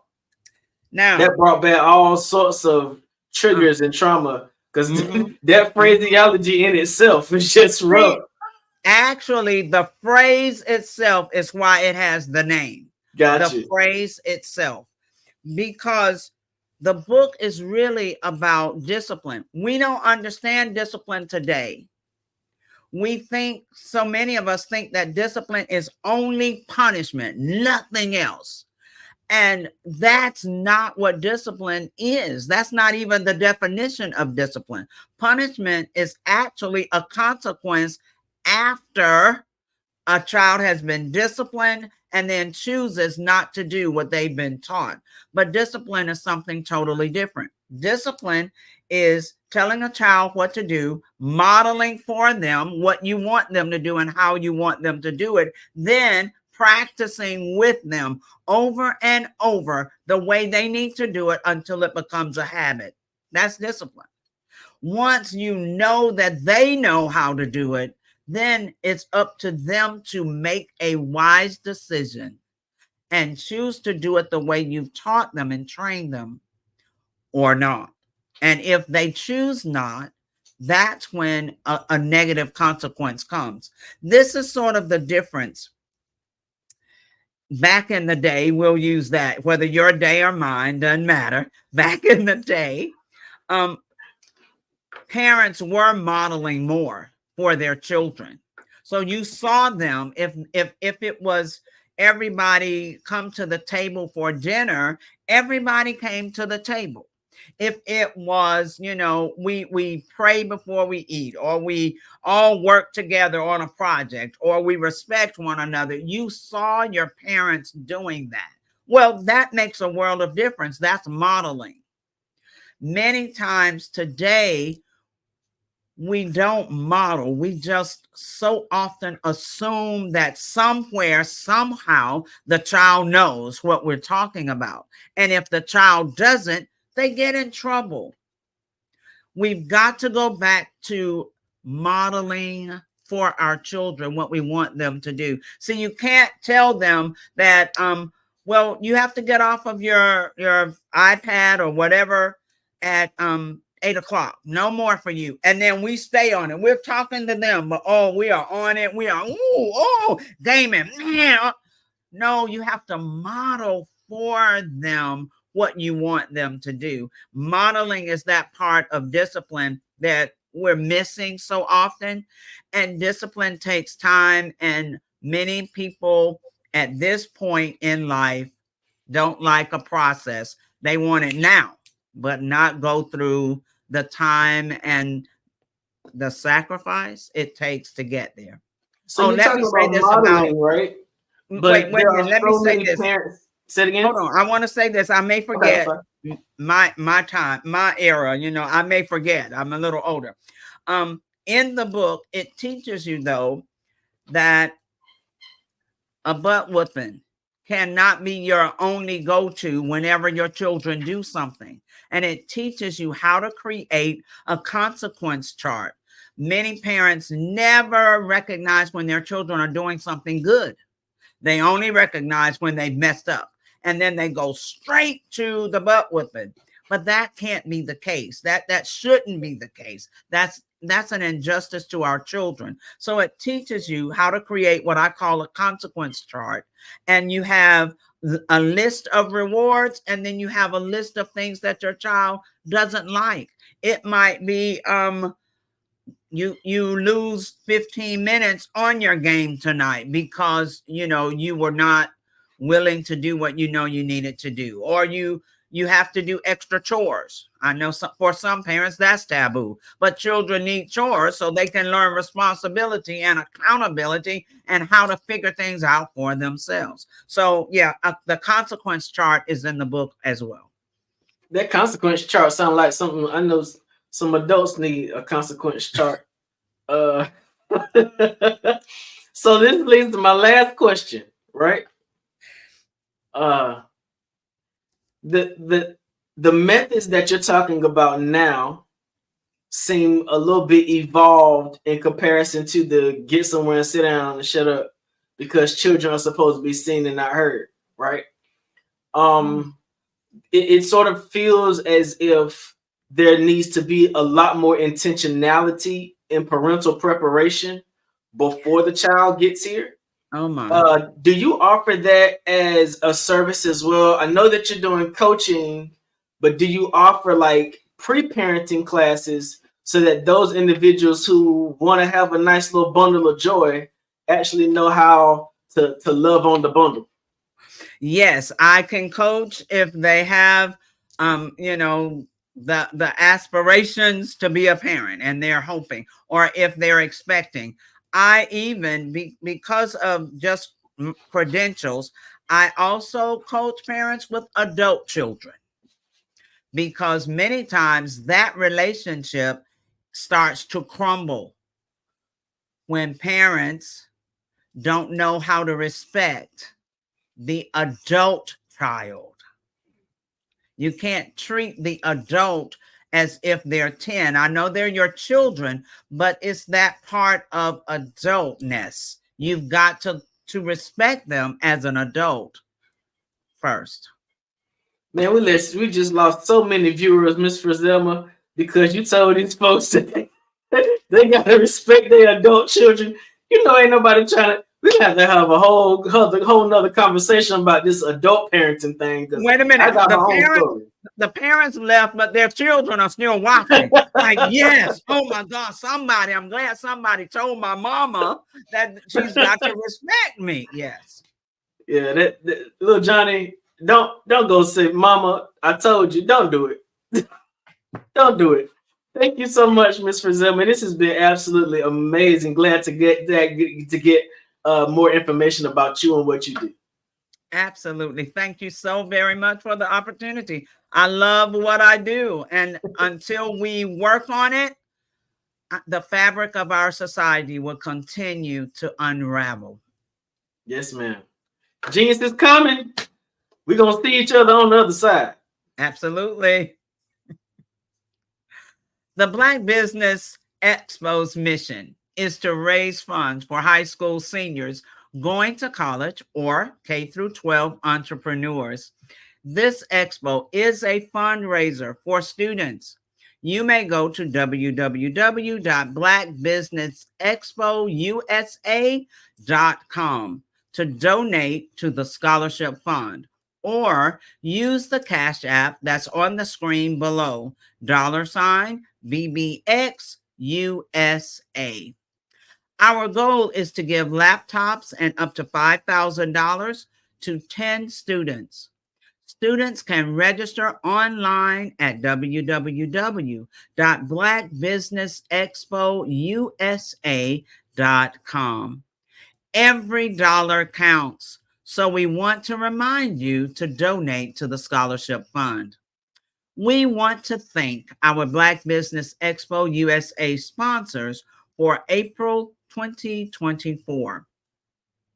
NC 100, Moody Capital Partners, Suede Soul, 5-Star BDM Media, Lotus Richey Coaching and Training, Carolina, Virginia Minority Supplier Development Council, STEP Management, Hello LLC, BHS and Associates, Margie McLean Foundation Incorporated, Genius is Common, Earth Essentials, Mullane Shawnee Global, Executive Women's Success Institute, The Quality Coaching Company, Superwoman Business Services, Creative Force Studios, Lee Entertainment, Artistic App Design, Black Business Expo USA. Before I close out, let me say, I love talking about parenting wherever I go. If you are a parent, if you are expecting to become a parent, if you are the parent of adult children, please go to www.parenting911.org and set up a discovery meeting with me. Let's talk about where you are and where you need to go. Genius is common, and I'll see you on the other side.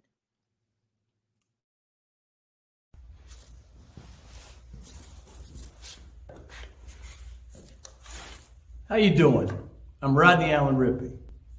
Yeah, the child actor. Well, now, leading man. Some of you might remember back in the day, the Harlem Globetrotters popcorn machine. Remember that?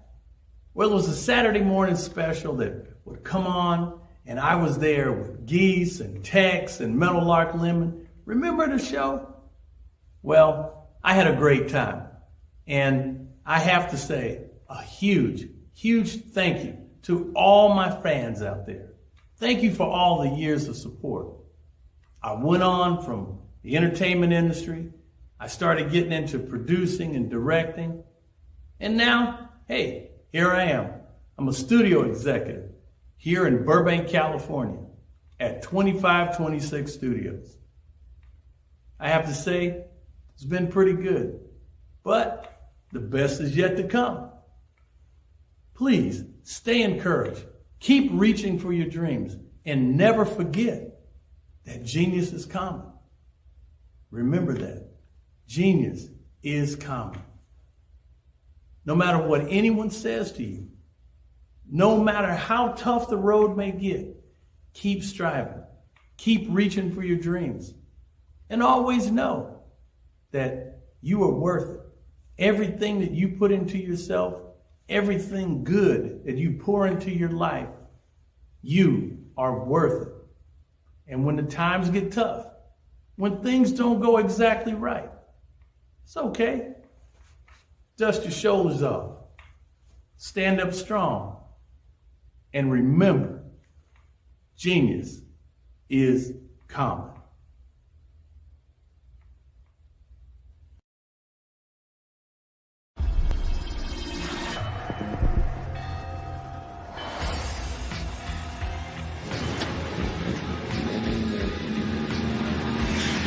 La connexion.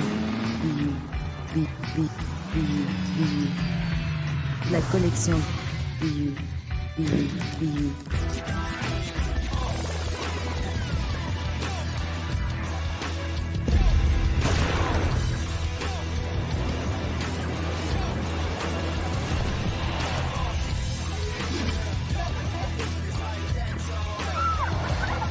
In a world obsessed with the cult of celebrity,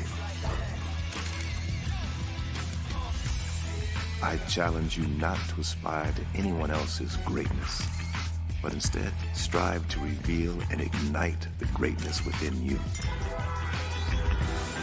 Are you serious? I totally think that that's it. Hey. No! Hey! To me, sexy is a man that knows who he is and what he wants. Okay. He's comfortable. You look at him, you see him, he's just comfortable being himself. And you're like, Baby, be you. be you, baby. Just be you. I like it. Introducing the BU collection, exclusively available at K&G Fashion Superstore.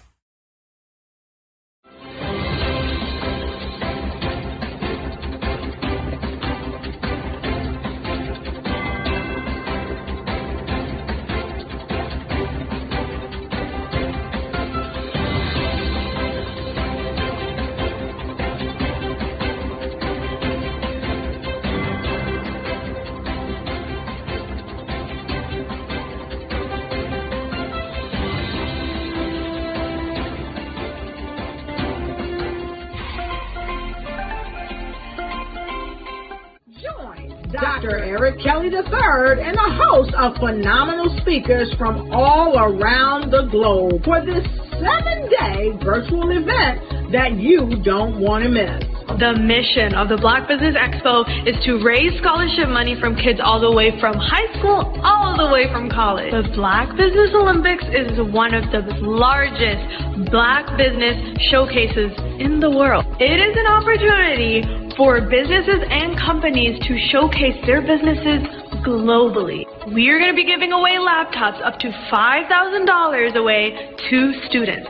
Again, I'm Olivia Appleberry, the founder of 2 Cents Finance and one of the speakers for the expo. I am so excited to see you there. For more info, go to www.blackbusinessexpousa.com or call 919-308-9090 and hope to see you there. I am Black Business. From the moment I wake until the time I sleep. Yes, I am Black Business. I am Black Business. Tell me, are you Black Business? I am Black Business. Do you support Black businesses? Listen, I support Black business because I am Black Business. Black Business Expo, one of the largest business showcases in the history of Black business in the world. The world! Sign up today at www.blackbusinessexpousa.com or call 919-308-9090. I am Black Business. I am Black Business. From the moment I wake until the time I sleep, I am Black Business. I am Black Business. Are you Black Business? I am Black Business. Do you support Black businesses? I support Black business because I am Black Business. Black Business Expo, one of the largest business showcases in the history of Black America in North Carolina. Join Dr. Eric Kelly III and a host of phenomenal speakers from all around the globe for this 7-day virtual event that you don't want to miss. The mission of the Black Business Expo is to raise scholarship money from kids all the way from high school all the way from college. The Black Business Olympics is one of the largest Black business showcases in the world. It is an opportunity for businesses and companies to showcase their businesses globally. We are going to be giving away laptops up to $5,000 away to students. Again, I'm Olivia Appleberry, the founder of 2 Cents Finance and one of the speakers for the expo. I am so excited to see you there. For more info, go to www.blackbusinessexpousa.com or call 919-308-9090 and hope to see you there.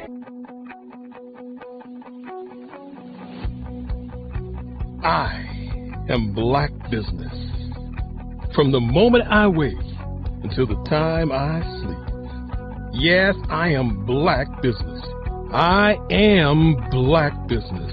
Tell me, are you Black Business? Black Business Expo, one of the largest business showcases in the history of Black business in the world.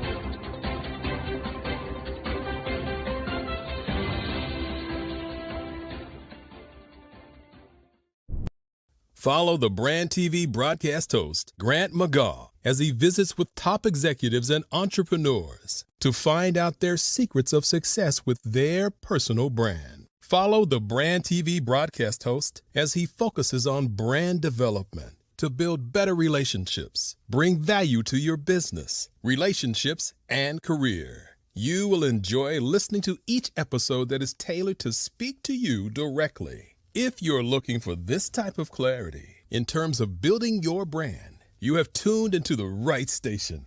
Each episode will help you to shape a conversation in the 5-star BDM network of 20,000 professionals and become a springboard for your corporate engagement and business opportunities. Each guest will frame their story in the areas of personal branding, business development, career development, financial empowerment, and technology innovation. Grant McGaugh explains why he is the CEO and owner of his own professional career. Grant is an accomplished business leader and entrepreneur who wants to give back to individuals to grow their personal brand strategy. Tune in as he weaves his story about new possibilities, while to you exceed expectations. If you love storytelling, this show will make for fun.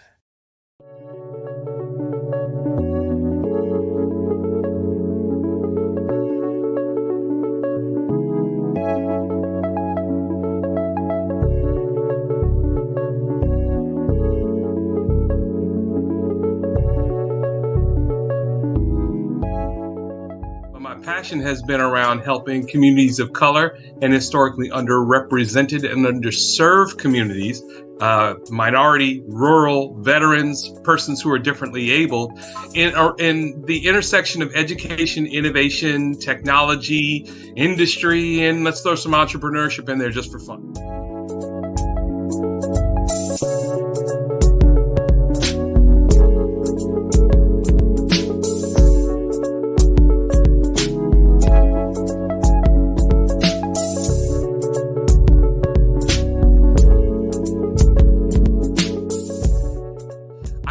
More around innovation, incubators, accelerators. I love the idea of going from innovation to commercialization.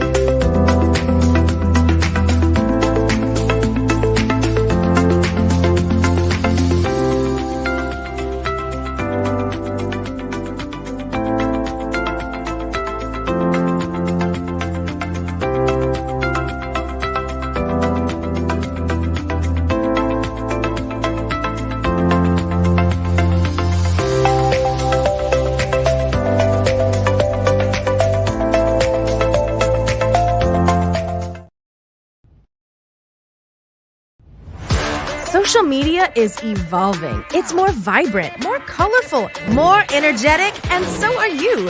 It's not just photos anymore. It's video, it's audio, it's subscriptions. And now, there's Fanbase, a new monetized social network. Fanbase delivers the complete native app experience with full content monetization for every user. No algorithms that shadow ban your engagement or growth, and no ads. Follow anyone for free and subscribe directly to your favorite creators for $4.99 a month. Plus, show some love by tipping on any post. Also, make a Fanbase page and monetize your content the same way. Finally, connect with your followers by posting the amazing content you already create. And now, get paid for it. It's time to energize and monetize. Because everyone's a fan of something, and everyone has a fan base.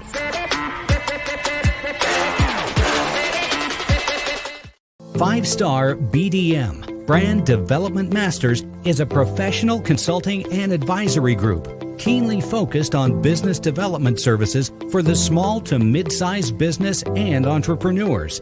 Although every business is unique, they often share business development challenges that can be addressed through smart branding. Services include process improvement and operations, digital strategy and transformation, business intelligence, digital marketing, and personal branding. Our business and personal branding company has helped a number of professionals and organizations to optimize and grow. This results in more business, more opportunities, better reach, positive outcomes. Visit www.fivestarbdm.com today to learn more.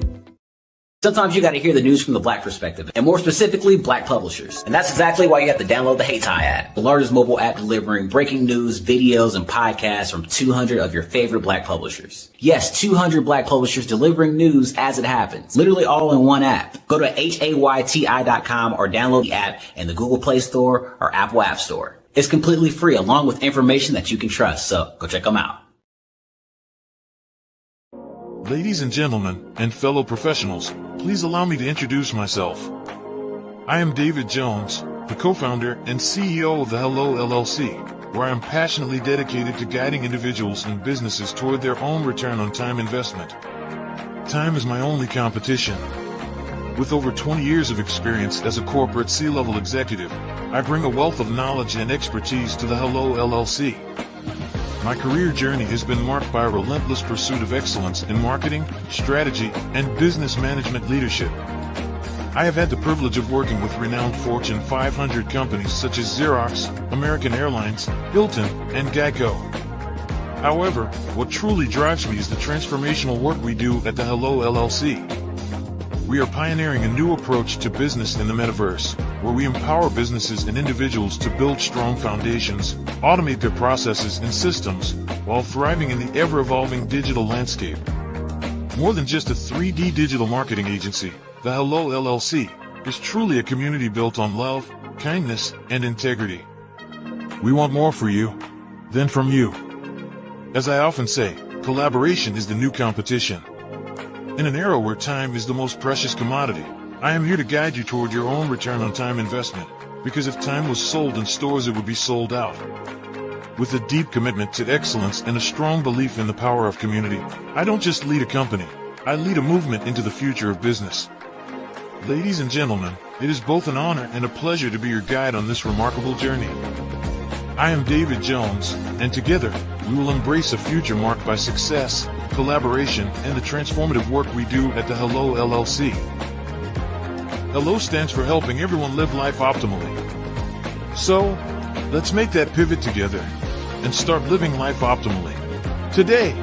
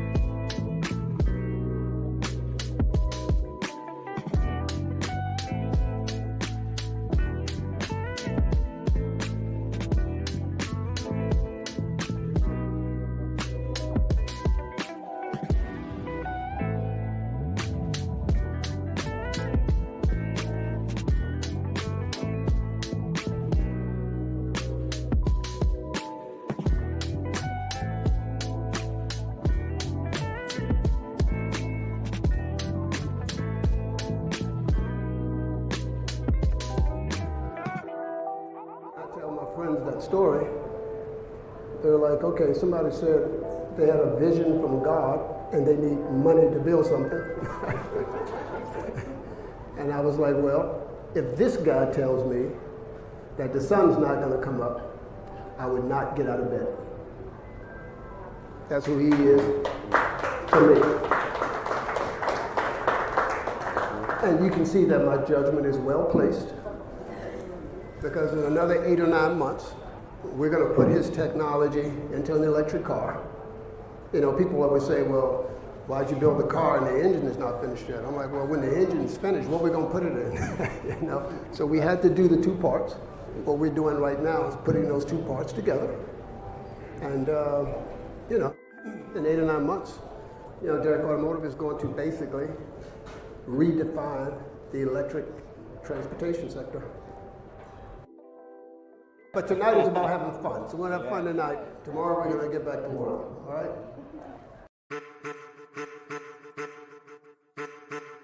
I am a child of the Most High God. He has gifted me in ways that I could not even imagine and didn't know.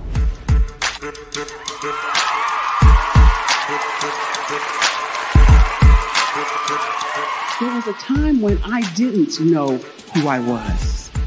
I listened to other people tell me who I should be, what I should do. I listened to people telling me that I should be a boutique owner, that I should be a construction manager, that I should be a laborer.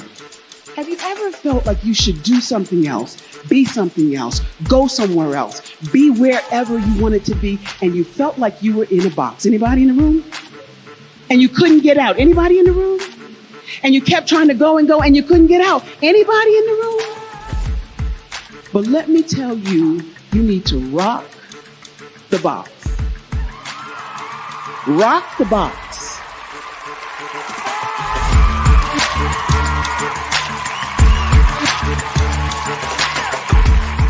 I am engaging, inspiring, and empowering.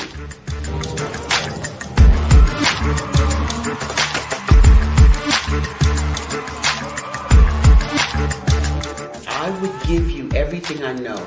Just by touching you, if I could, by osmosis, give you every single thing I've learned, I've gone through, I know I would. We know that's not possible, but as it is possible, I love to share information with people. Some of you out there, people have told you that you can't be, you can't have, you can't do. But I will tell you, like Kingston said, you can, you must, and you will. If it's to be, it's going to be me. You got to say it. If it's to be, it's going to be. If it's to be, it's going to be. If it's to be, it's going to be.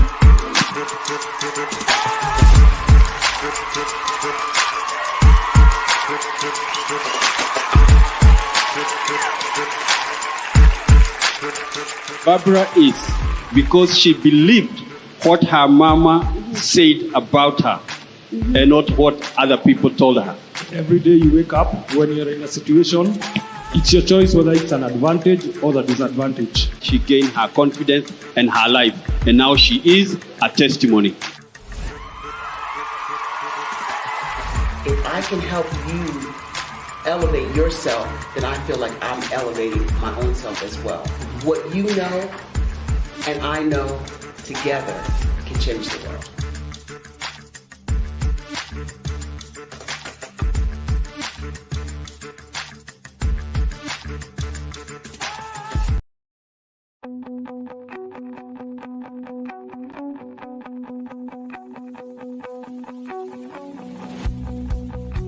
I am Black Business. From the moment I wake until the time I sleep. Yes, I am Black Business. I am Black Business.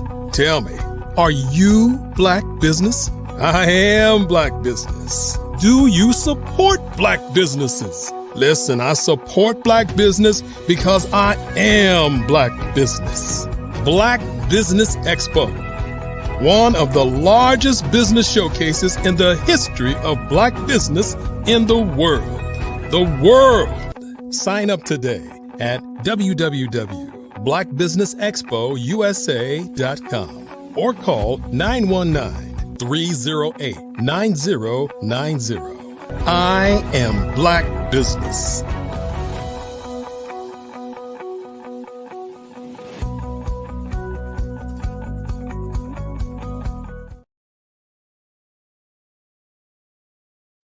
Good evening, business owners, entrepreneurs, thought leaders, and corporations.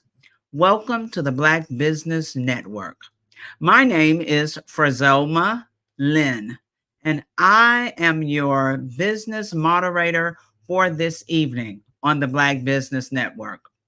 The Black Business Network is a 24-hour business network showcasing Black businesses, business owners, entrepreneurs, and thought leaders worldwide. We have speakers from North Carolina, London, Singapore, Africa, Japan, and cities all over the United States. The Black Business Network is a global community sharing its business knowledge to empower, inspire, and educate businesses about business. Our next speaker is Dr. Chad Lawson Cooper.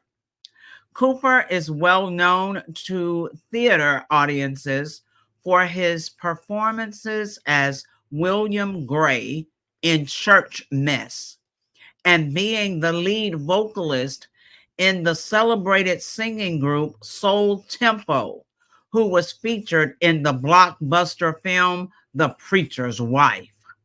As a filmmaker, Cooper has produced and co-produced several feature films along with wife Alicia Robinson Cooper, Hollywood great Harry Lennox, and super producer Man Robinson. His stage plays are estimated to have grossed over $20 million in revenue year to date. Dr. Cooper has worked with a pantheon of iconic gospel stars and has been featured in several national publications. Cooper attended Florida A&M University and graduated from Springfield College. He earned his bachelor's degree in philosophy and religion and a doctorate in theology. Please join me in welcoming to the stage Dr. Chad Lawson Cooper.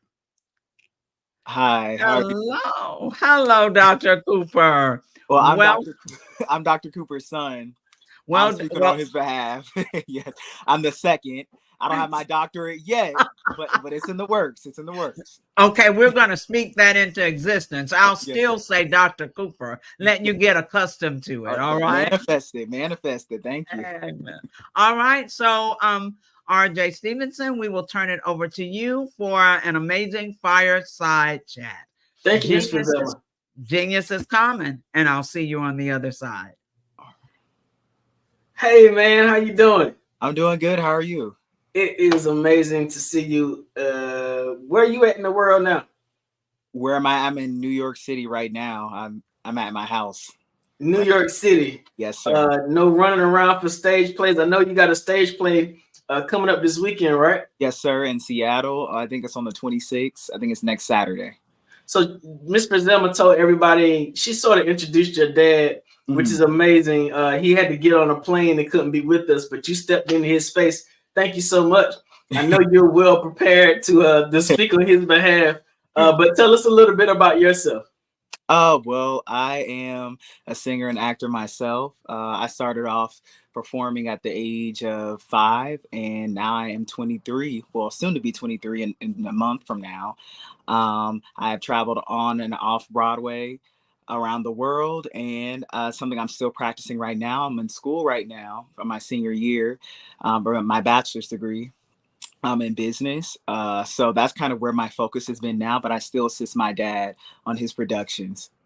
So you're a senior in college, getting ready to graduate, and also a actor and a musician as well. How does all of that feel to be getting ready to make a strong life transition out of the college environment to move into the world and still have a schedule as a creative? It takes a lot of balance, and I think I have to rely on my faith a lot, just to trust God that I'm making the right decisions, but also following my purpose and understanding how can I integrate my passions and my purpose um, as well as my creative pursuits, but not only that, just my education. How can I make a marriage of those things? So I think it's possible for you to go to school as a creative and get a standard education and find ways to be creative within that fundamental. So why did you choose business? I mean, normally a person that's in creative, they'll either choose music or theater or something like that. Definitely you would having your mom or dad knee deep in acting. What made you choose business as a educational path? Well, I chose business because my mother didn't want me to go to school for anything in the arts, because she was like, well, you already got the training on the road. So, there's no point in you getting a formal education. But I had an opportunity to go to NYU for musical theater, but I ended up turning it away because I had listened to what my mother said, and I just decided to go for business instead. But I also wanted to know a different side of the world. I know about business from the entrepreneurship perspective, but I also wanted to know about business on a global perspective. So that's why I kind of, I guess, was interested in business over all the rest of the degrees. So the Black Business Network is going to be an ultimate platform for you, because this is all about global business from the diaspora. So what is it in business that you're seeking to do once you graduate? Have you thought about a career path yet? Well, I'm pretty similar to what my father does. Just creating an entertainment company, but then also possibly to go to law school and start an entertainment law firm. Those are some of the things that I'll be interested in. It would definitely have something to do with my passion. Got you. Well, I think you're well on your way and well prepared and experienced for those, even at a young age, because of all of the experience that you've gained during the plays. What roles have you been in? What kind of participation have you had in your experiences in stage? Well, I think the most integral role that I've had is playing Emmett Till in Justice on Trial. In the production that we're still running now, I played that role since I was 14 years old. So I think that that's kind of been the most, as far as acting goes, but singing wise, I've just sung around in different groups in New York City, with the Taj Walker group in Harlem, just different things like that, different projects, singing background. It's not really been more so anything on acting for me. It's really been more singing wise. I sing at institutional international church in Brooklyn, New York. So, those are really where my talents are really exposed. But in acting wise, it's really been with my father, and it's Emmett Till. Got you. Now, there may be some people who are not familiar with the Justice on Trial play, and you play Emmett Till in a movie as well, right? Yes, sir. Can you give a little like a little synopsis of the background story of the movie so people can become more familiar? Okay, so the show and the movie Justice on Trial is about two civil rights attorneys suing the U.S. Justice Department for reparations for African Americans. So they bring back three time traveler witnesses, Harriet Tubman, Emmett Till, and Medgar Evers, to tell their stories to a courtroom. In order to encourage the jurors to vote in favor of African Americans receiving reparations. So there's a whole jury deliberation that goes on in this show, and it's a great show. It's very educational, inspirational, and impactful. Gotcha. And you do an amazing job. Oh, thank you. Playing Emmett Till in that production. Every time I do it, it's like you always bring something different to the stage. What's it been like to have the opportunity to play such an icon as Emmett Till, definitely in today with where we are in the landscape of social justice and Black history? I think to play a role like that, it can be very draining, and it has been very draining for me to play that role for several years, because I think you're putting yourself in a vulnerable place that I think as Black men, that we kind of try to ignore this place where we can feel emasculated, knowing that because we're Black, there's a burden on us, that there's a system that's set against us. So I think that's the role, the effect that it has on me. It can cause a lot of indignation playing a role like that. But then also it's just very sorrowful. So, you know, it takes a lot out of me when I do play that role. And I really hope that when people do see this production, if they are interested in it, I hope that you do leave with a burden to fight for justice, because Emmett Till is not just inside of me. When I'm playing him, he's inside of me outside of the costume, and he's inside of you and every one of us as Black men. Gotcha. Now, as in regards to the business of entertainment, you know, stage production can get interesting. Mm-hmm. Especially when, you know, like this weekend, you all are in Seattle. Your dad has been in Seattle pushing tickets, marketing, making certain that the production goes the way it's supposed to. Mm-hmm. And so what are the things that you've seen in your experiences traveling with your dad that caused you to want to be a part of the business end of musical production? I think that he has a unique, distinct way of marketing his shows and his productions that I've not seen anywhere else. So he really markets in the church market, and he will go into the churches and create a partnership with the church community. And that's how he'll market his show, as opposed to just doing radio and TV. He really connects with the community. And so that kind of, he builds this personal relationship with them where they feel like they can trust whatever my dad is going to put out, that it's going to be great, because he's established some type of foundation. So I think for the business aspect of it, I'm always in awe when he goes into a church and markets on Sunday. I'm like, you know, he'll go up there and he'll give his 30-second rundown of the show, and then he'll also sing, because he is multi-talented. So he'll sing, and then that also, you know, just hooks them in. So I think because he's a master of all, I don't like to say jack of all trades, but I think because he's a master of all, his technique is very unique, and I don't think it's something that most businesses can duplicate. So now, as you've been studying in college, you should have heard about identifying your niche so that you can identify your prospective clientele. Mm-hmm. Why do you think going to Black church congregations, why do you think that's been successful for him as he's identified that as his marketing structure? I think that's been successful for him because that's what he understands, and he understands the psychology of what that demographic is attracted to. Like most people who are pioneers in business, you have to understand or you have to study the psychology of the demographic. For example, Tyler Perry, he studies the demographic maybe of women who are between the ages of their late 30s to their 50s. What would they be attracted to? What type of content? And that's how a lot of us, like myself, have grown up watching Madea. Because maybe my mother was in that demographic, and now, you know, and now I'm watching Madea, and, you know, that's how you really build. So I feel like he understands that because he was a pastor. He pastored for many years.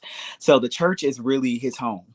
And so he understands how to build this connection with that community. So that's his unique marketing tool that I appreciate. So the church has been his home. The church and stage has been your home. Mm-hmm. Why do you find yourself so comfortable in that space when there are so many other people around the world who are like flabbergasted by being in front of a camera? It sort of seems like that environment just brings another thing out of you to life. I feel like for me personally, being in the church and in the stage, my parents never pushed me to do it. It was something that I was just attracted to because I saw the way that they loved it. And I like the attention. I do like a lot of attention. So I was like, okay, well, I want to be in front. I want everybody to be, you know, applauding for me and giving me the Michael Jackson treatment. I like it. And so I think that's what attracted me. But I also love to just story tell. And I think that's what an artist is somebody who enjoys to tell stories and to change the perspective of the world. How can we do that? And if you can do that through your art, not just through art, but through your business, then you really are making a change. And I think that every business should have that as their goal. I think that's when you will keep a relationship with your clientele, when they see that you really have the mission to change their perspective, but also for the better. So let's talk about where you are right now. You are the heir to the Chad Cooper Company on Broadway, the only Black production company on Broadway in Manhattan. Kudos to you and your family for producing that kind of legacy. What kind of weight does that feel like for you following that kind? I mean, your mom and your dad are prolific actors and singers. How does that make you feel following along in their footsteps? Is that anxiety? Does it make you, because I'm a PK too, and most PKs, we don't want to have nothing to do with the career that our parents had. How did you come about to embrace that as something that you wanted to do in the future, and especially on a particular side of business? I think I embraced it because I loved it. I had a passion for art already, and I think that I saw something in my parents that I could potentially see in myself. And so although I may not feel like I am at the level or the skillful level of my parents yet in whatever they do, that's still kind of like a barometer to look at and be like, okay, well, I could get there. I can measure my, my potential by looking at them. And I've never doubted myself. So I could look at anybody and be like, okay, I can do that. And I think faith is what my father has taught me. And as a businessman, I think that's what you have to have. My dad is the most confident person that you'll probably meet. And, somebody could probably think that that's an inflated ego, but I think it's kind of like pep talking yourself. We have a lot of negative self-talk to ourselves, and we doubt ourselves a lot. But I think if you kind of listen to that voice that says you can do it and you can do anything you want, that's when things get done. So I've always chose to believe in that voice, because if I listen to the voice that's like, no, you can't do it. No, you can't do it. I won't do it. But if I listen to that voice that says I can, I believe I will. Got you. Now you've gone from being an actor, a singer. Do you play any instruments? Only the vocal cords. That's it. All right, you're going from being an actor and a singer to now expanding your range to business. In a business world like today, it's very important that you learn to be diversified, so that in what we call economic winters, you can find yourself shifting and adjusting to do something different. What does it mean to you to be that kind of diverse? Some people will only choose to be focused on singing. Some people will only choose to focus on acting, but you're focused on singing, acting, and then the business of entertainment. What is it about diversification that draws you to take that path? I think I'm attracted to diversification because it creates opportunities for everyone. And it also creates more opportunities for yourself. I don't like being put in a box. I always say, you can't put me in a box. I live in a mansion. I have multiple rooms. There's multiple things multiple places I can be at once. So I think diversification, it helps you as a businessman because you're not put into one thing, and you're able to continually expand and innovate when you are diverse. I think it stops when you become stagnant and you say, oh no, this is all I can do. I believe that God has given us many gifts and many skills. And that's another thing I was taught by my father. He's never been put in one box. So I choose to not put myself in a box as well. So I think that's what I like about diversification, is that it creates opportunities for you, but for others as well. So are there any, what is your dream role? If you could ever be asked by any producer, any director to fill a role on stage, whether it be a play in the past or a movie, what would sort of be your dream role for somebody to ask you to perform? A dream role? Ooh, whatever one I'm going to write.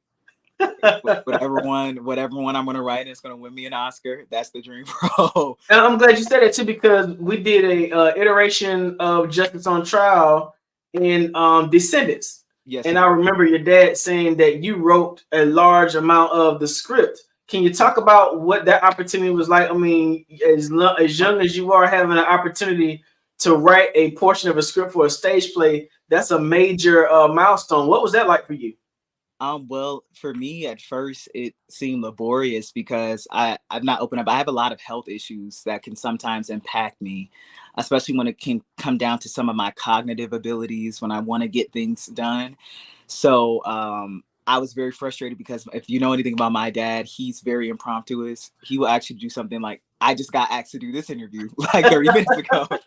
So I would have been better, dressed for this occasion. But he asked me to do it in a week prior. And so when it comes down to me as a creative, I like to take my time to just meditate on what is the big picture of what I'm trying to say. Where can I find the humanity in my art that everybody can connect to, whether you're black, white, or whatever. And I think as a business owner, that's the type of mentality that you should have as well. Because that's how it can be attractive to everybody. Where's the humanity in my business? How's this going to serve everyone? So I think that's really how I write. And I told you about that, I think, when I spoke to you about my music before. I like to tug on the heart a lot in a more so emotional side of things, because I am a cathartic person. But being able to do that and write this show was a fun experience for me. And it definitely boosted my confidence a lot for the time that I was in. So you're getting ready to graduate from school. Congratulations on that. Thank you. Thank you. What's the next step? The next step hopefully is the Grammys or the Oscars. Hopefully that is the next step. Amen. But the next step for me is just, I believe, just success. I believe I have the Midas touch. Anything I touch will turn to gold. So whatever it is that God has for me, but I would just like to be impactful in this world. And through my art and through me as just a person. How can I be an impactful person, even through business? So that's the next step for me. That's amazing. Are you looking at getting a master's in fine arts or anything like that to further your education? So the goal right now is probably to just go to law school. That's kind of like the goal for me, because I do still want to have a license to practice law. That's still a passion of mine. So I will continue to get an education as long as I have the money to. So in terms of law, is there a particular area? Are you looking at entertainment law? Yes, entertainment law. I've been law. told that every family needs a good lawyer somewhere. So Right. What kind of law are you looking at doing, and what inspired you to take that path? Entertainment law, because of the field of work that my parents are in and that I am in. I just believe that artists should know their rights. I am an artist advocate. I believe that you should know your rights. I believe that you should not be making less money than people who are not creating the art. And if you can find a way to independently make money, I suggest you do that. And that just goes for business as well. The same rules apply even in business, corporate versus, just being a regular entrepreneur. I just believe that people should be able to be independently financially successful in their businesses. So, one of the responsibilities of parents, especially when we have children who are following in our footsteps and our legacies, is to set them up in a path and a trajectory for success. And I think that this interview opportunity for you has been an amazing nod from your father at his trust in your abilities and your levels to communicate. And I think you have done an absolutely amazing job with this interview. I'm absolutely impressed. I've seen you be Emmett Till, but now I see you be Chad Cooper II, and you're doing just as well. So congratulations to you, man. Thank you so much. I appreciate that. Absolutely. Miss Brizelma, we done. All right. I was listening. My heart was touched. I was able to laugh. I didn't cry, but I was able to laugh. I enjoyed you so very much. We have a few more minutes, so I want to just touch on a few things. Touch on them. Reach out and touch. This is 3 generations right here of PK kids. Now, I started laughing when I heard that. I thought, oh my God. Yeah. So that I understand how it helps kind of builds a foundation, gives us kind of that. I like what you said about confidence, gives us some confidence that we can step out and do things.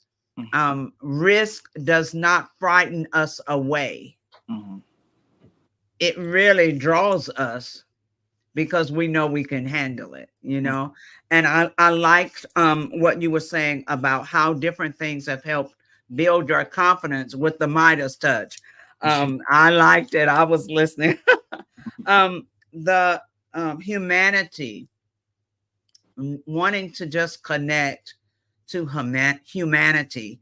And honestly, as a parenting coach, that really struck a nerve with me, because family is so important, and it should be. And for Black families, we have to realize the importance and bring, you know, the family back together. Yes, ma'am. So that family is important, you know.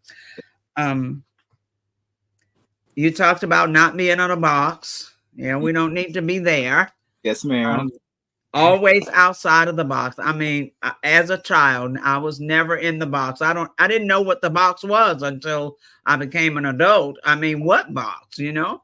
So we can do what we put our minds to if we're willing to put in the work, really. If we're really willing to put in what we need to and not give up. Yes, ma'am. And the Madea, that tickled me too. Yes, yeah, it's amazing how Tyler Perry has truly affected the world with just Madea. That just, yeah, that kind of blows my mind. And there are so many things to learn from watching Madea. And the diversity. I guess I'll kind of end with that, the diversity. Miss Frizema, I got a question. Yes. All three of us being preachers' kids and all that, you know, and then Chad having parents who have a strong pull from other people quite often. Chad, what has it been like seeing the sacrifice that you've had to give as a young person, having your parents pulled in so many directions? How have you been able to navigate that? Because I know being preachers' kids, our parents don't belong to us. Right. I think just finding my own voice. And I realized at a young age that I had to do that. The parents that I have are very straightforward. They can be somewhat domineering to some people. But for me, they always taught us how to find our own voice. Even though I do things that are similar to my parents never pushed me to do anything I didn't want to do. They were in ministry, they wanted to sing, but I think that me just figuring out what I wanted to do and be focusing on my passion, it didn't make me, I guess, miss my parents in a way or feel like they were taking anything from me. I understood that what they were doing was something I admired and something I wanted to do as well, which is what she was just saying, which is about humanity. They were helping people. They were saving people's lives. And that's something that I would like to do. So I think I understood that at a young age. That's awesome. That was a great question, because so many times parents don't show, we talked about modeling for your children earlier, they don't show humanitarianism. They don't teach their children how to care for another human being. I mean, just walking past someone and helping them if they need your assistance. So it's amazing that you have a heart for, you know, other humans. That's amazing, because it's missing so much in our world today. Thank you. Speaking of that heart for humans, that's the whole reason why we do the Black Business Olympics, you know, Absolutely. to provide those laptops for young people all over the country. So I'm glad that we're all able to even, you know, having legacies of people who helped others to continue those legacies ourselves. Absolutely. And how would you like for people to contact you, or you know, just get in touch with you, or whether it's jobs or whatever the case may be, that Grammy coming up or whatever it might be? How would they contact you? You better speak it. You can get in contact with me at the official Chad Cooper II on Instagram, or you can go to my father's page. I believe he's the official Chad Lawson Cooper on Instagram, or you can go to greatfaithentertainment.com if you would like to see any of the productions that we have that are actively going on now. And you're going to give a plug for the Seattle show, right? Yeah, the Seattle show is on April 26th, I believe. It's next Saturday. It's going to be at 6:30, and we still have some tickets left. So if you like to come out, and bring your umbrella because we're in Seattle. Just make sure you bring your umbrella. You'll be all right. But thank you all so much for bringing me on this platform. Even though it was last minute, I really appreciate speaking with you all about this. I would love to come back, and I'd love to tune in to see more guests speak. Absolutely. All right. You've been an excellent guest. So thank you so very much for talking from your heart, and so many young people your age listening in and hearing that. So you've inspired people all over the world just this evening. All right. Thank you so much. Yes, sir. Mr. RJ, thank you. You were a great fireside chat host. And one more to go. All right. Genius is common, and I'll see you on the other side. Awesome. Thank you. The Black Business Expo's mission is to raise funds for high school seniors going to college or K-12 entrepreneurs. This expo is a fundraiser for students. You may go to www.blackbusinessexpousa.com to donate to the scholarship fund, or use the Cash App that's on the screen below, $BBXUSA. Our goal is to give laptops and up to $5,000 to 10 students. Students can register online at www.blackbusinessexpousa.com. Every dollar counts. So we want to remind you to donate to the scholarship fund.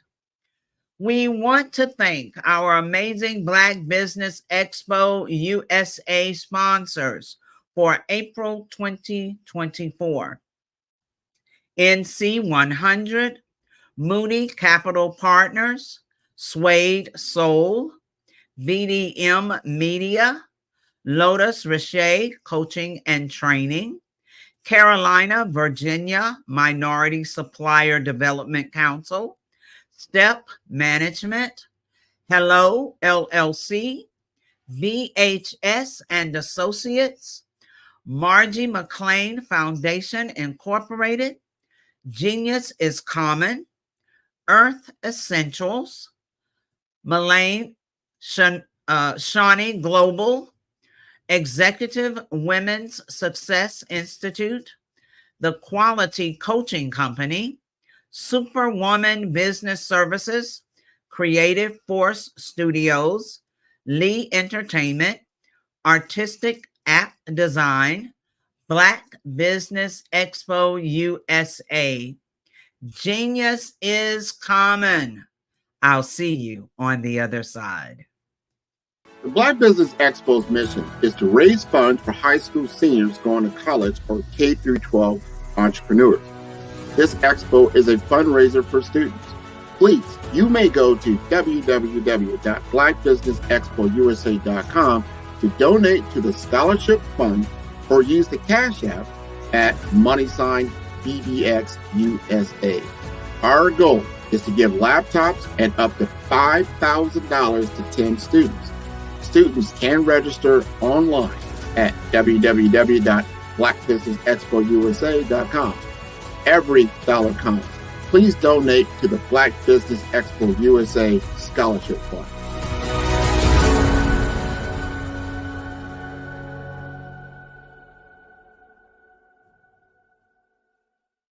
Follow the Brand TV broadcast host, Grant McGaw, as he visits with top executives and entrepreneurs to find out their secrets of success with their personal brand. Follow the Brand TV broadcast host as he focuses on brand development to build better relationships, bring value to your business, relationships, and career. You will enjoy listening to each episode that is tailored to speak to you directly. If you're looking for this type of clarity in terms of building your brand, you have tuned into the right station.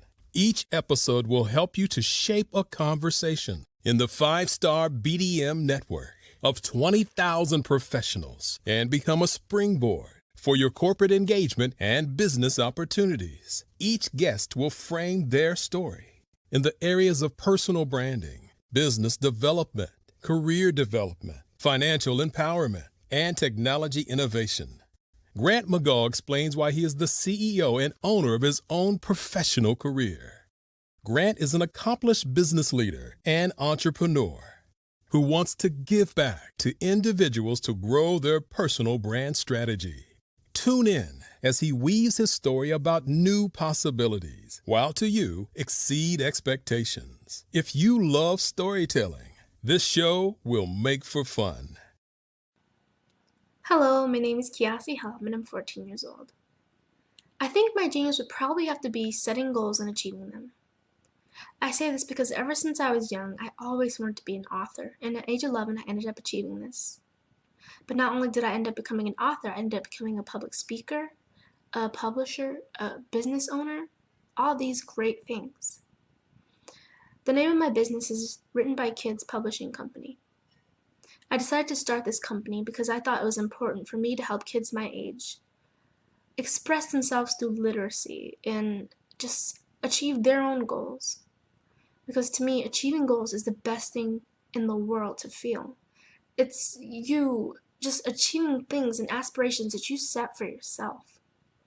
And I know that everybody is capable of this, because even if you don't end up achieving the goal, you still tried your best, and that's the most important thing. And everybody is capable of this because genius is common. Thank you.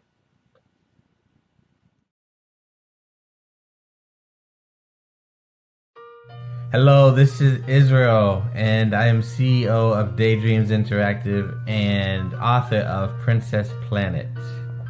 So, genius is common, and as a kid, I loved to daydream. Even as an adult, I love to daydream.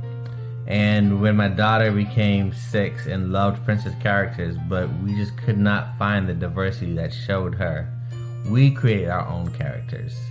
So, for instance, you have Princess Nulu right here. Princess Nulu is from Uganda, and her genius is that she loves to take care of animals.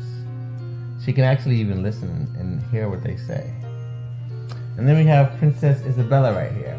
Princess Isabella, she's from Cuba, and her genius is biochemistry.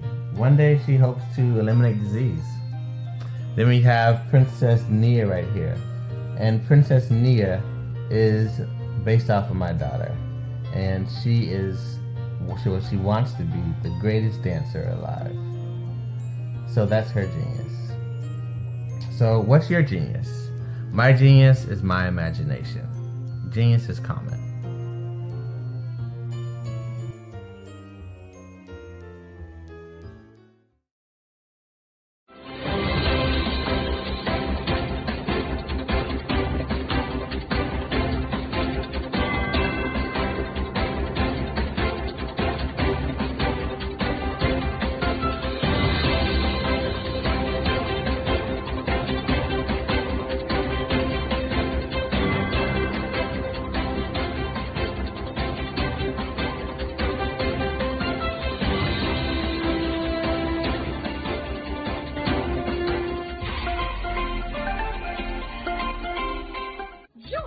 Dr. Eric Kelly III and a host of phenomenal speakers from all around the globe for this 7-day virtual event that you don't want to miss.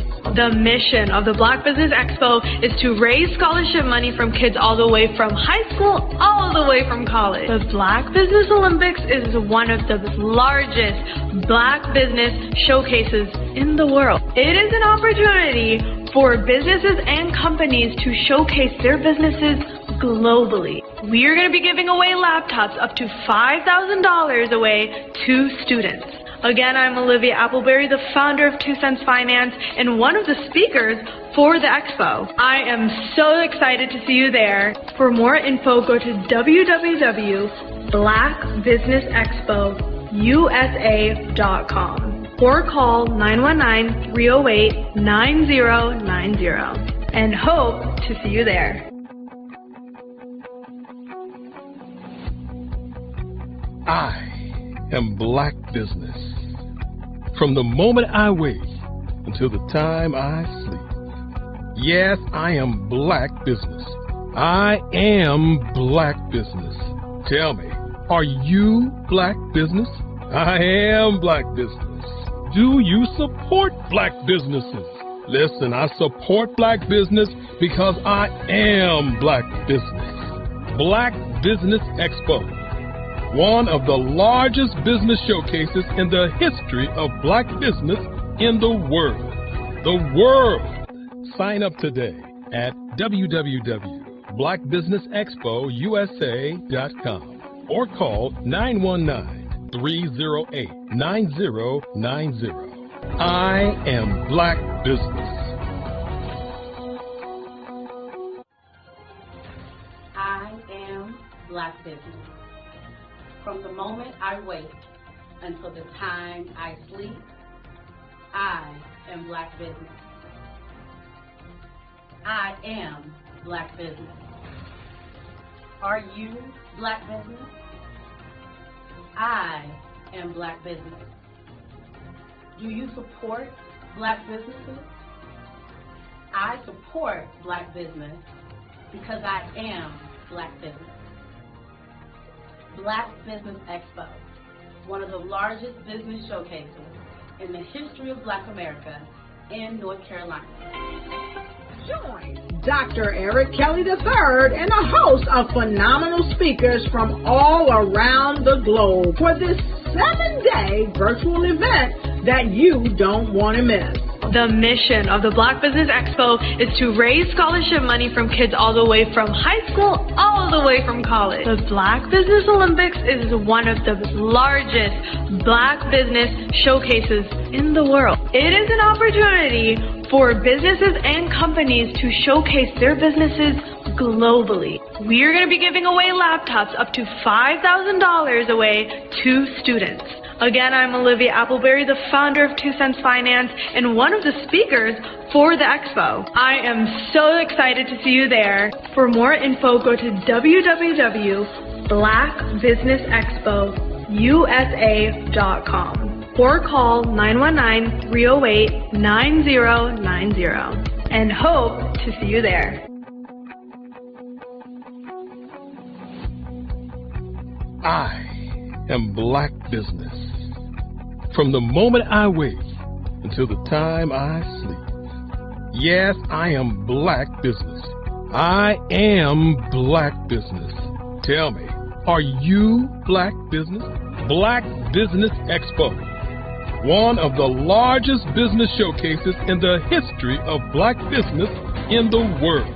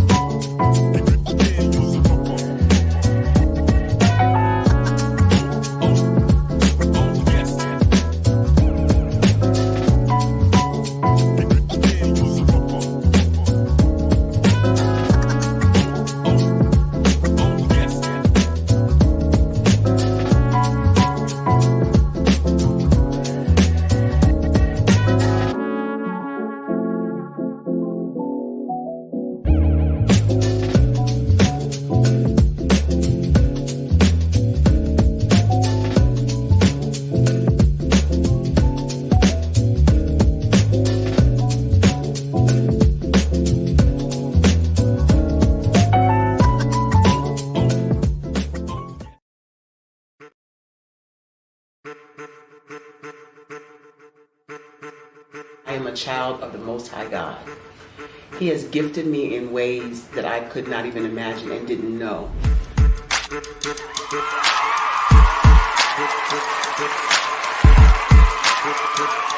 There was a time when I didn't know who I was.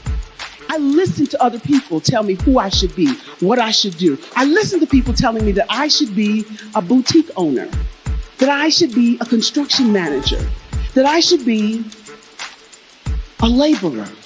Have you ever felt like you should do something else, be something else, go somewhere else, be wherever you wanted to be, and you felt like you were in a box? Anybody in the room? And you couldn't get out. Anybody in the room? And you kept trying to go and you couldn't get out. Anybody in the room? But let me tell you, you need to rock the box.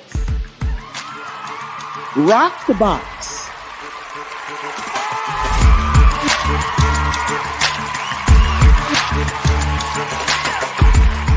I am engaging, inspiring, and empowering.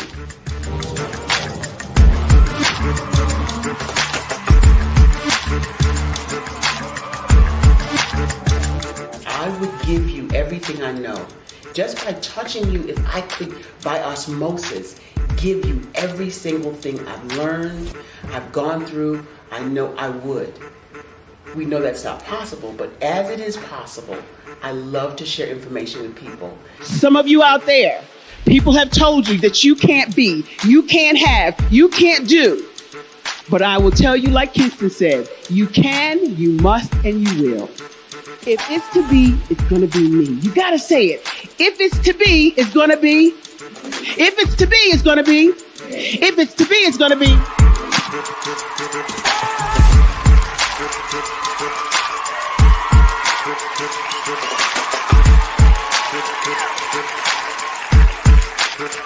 Barbara is because she believed what her mama said about her and not what other people told her.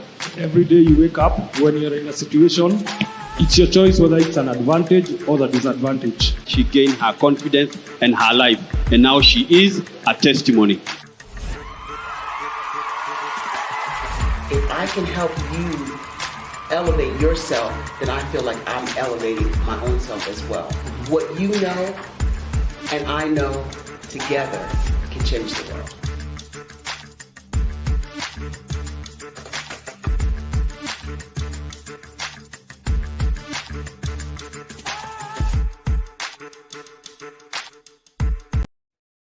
Hey everyone, it's Grant McGaw, CEO of 5 Star BDM and host of the award-winning Follow the Brand podcast and TV series, where I help you to build a 5-star brand that people will follow.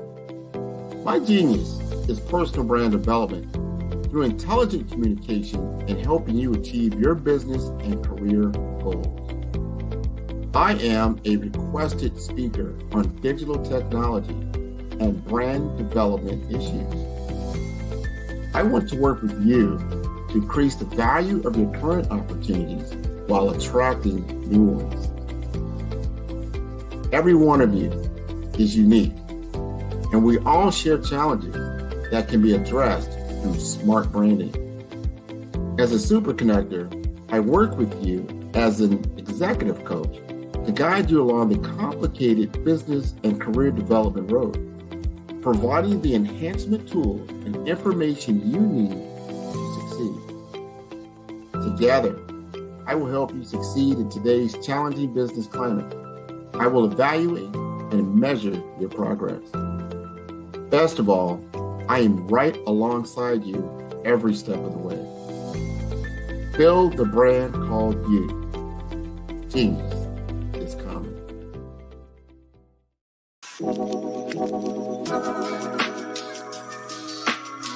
The African company and the African CEO is making a conscious decision to bring on someone external to the continent versus bringing on someone who is from Ghana or Kenya or South Africa. And so the skill sets of the people that we take through our executive leadership training program and ultimately on the placement, obviously have to be extremely high caliber. So what we look for are corporate executives at the vice president to C-suite level, as well as Black entrepreneurs. When we look at the Black corporate executives, we're looking for some very specific skill sets, whether that be around supply chain, sales and marketing, engineering, product development. We want our folks to be able to add immediate value to the corporate board, right? And the other thing is, even if they don't necessarily have specific industry experience, they're bringing a diversity of thought.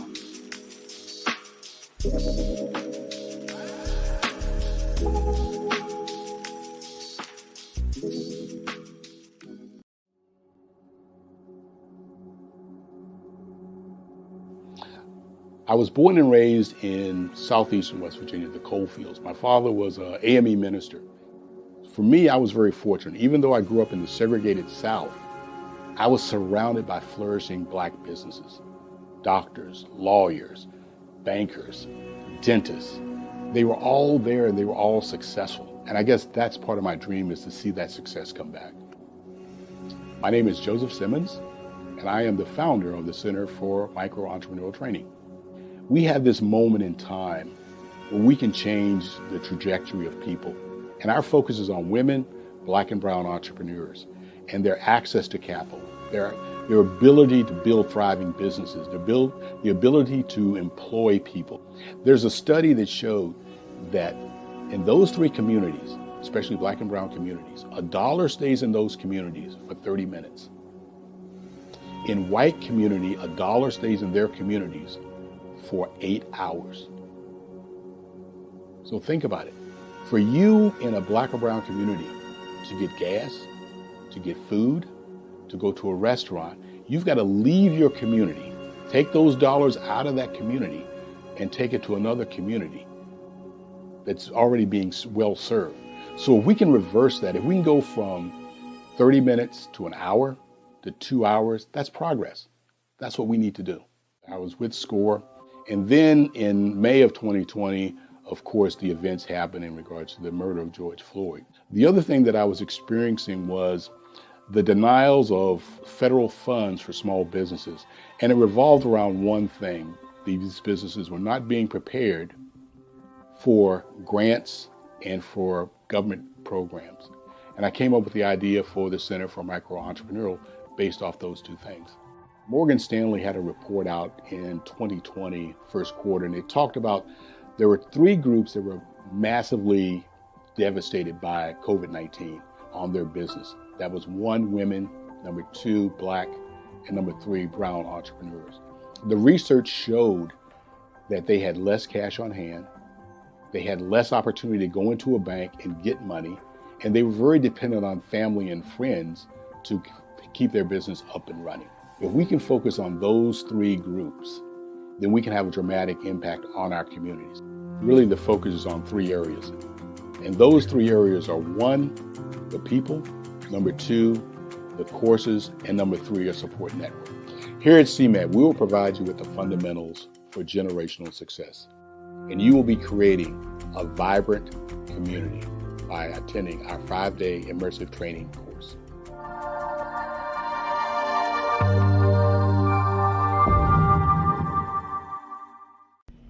Why do I do what I do? You know, my life coach asked me that a few years ago. And she said, Tony, what's your why? And I told her, and she said, girl, you've already accomplished that.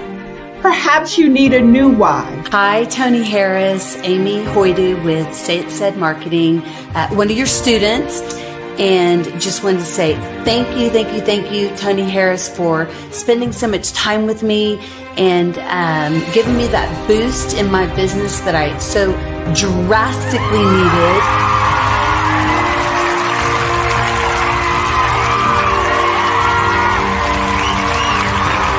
My why is to touch, move, and inspire my clients to take drastic steps to be better than they were before they met me. I'm a resource. I'm a connector. I want to help people build deeper relationships that are beneficial to their life and business. That's what I do best. So, first thing you got to do is show up. And speaking is a way to magnetically attract your ideal client to you. How many of you use social media that way? Absolutely. And this is how you look to the world. Drastic steps are the steps that are needed to be successful. And my business is drastic denotes a mindset.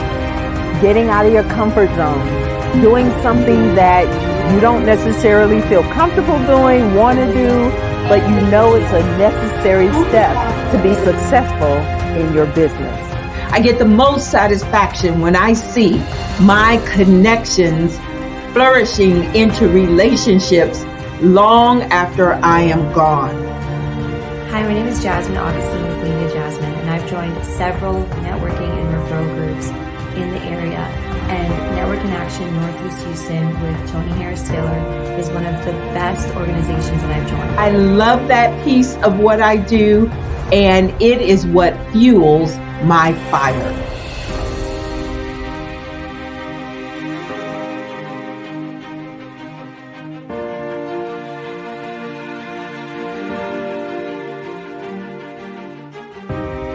My name is Tony Harris Taylor, saying take a drastic step today for a fantastic tomorrow.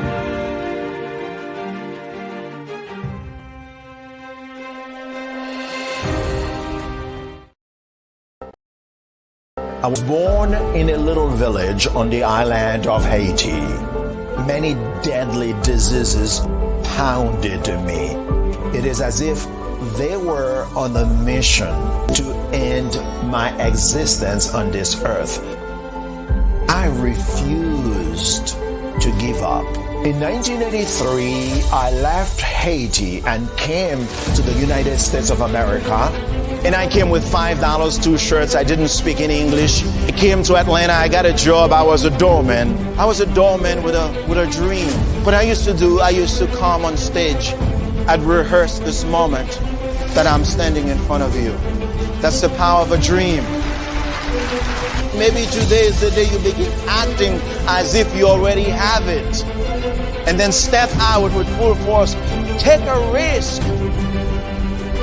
No condition is permanent.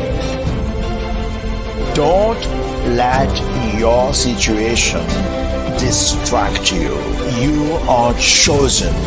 You are called. You are born for a purpose in this life.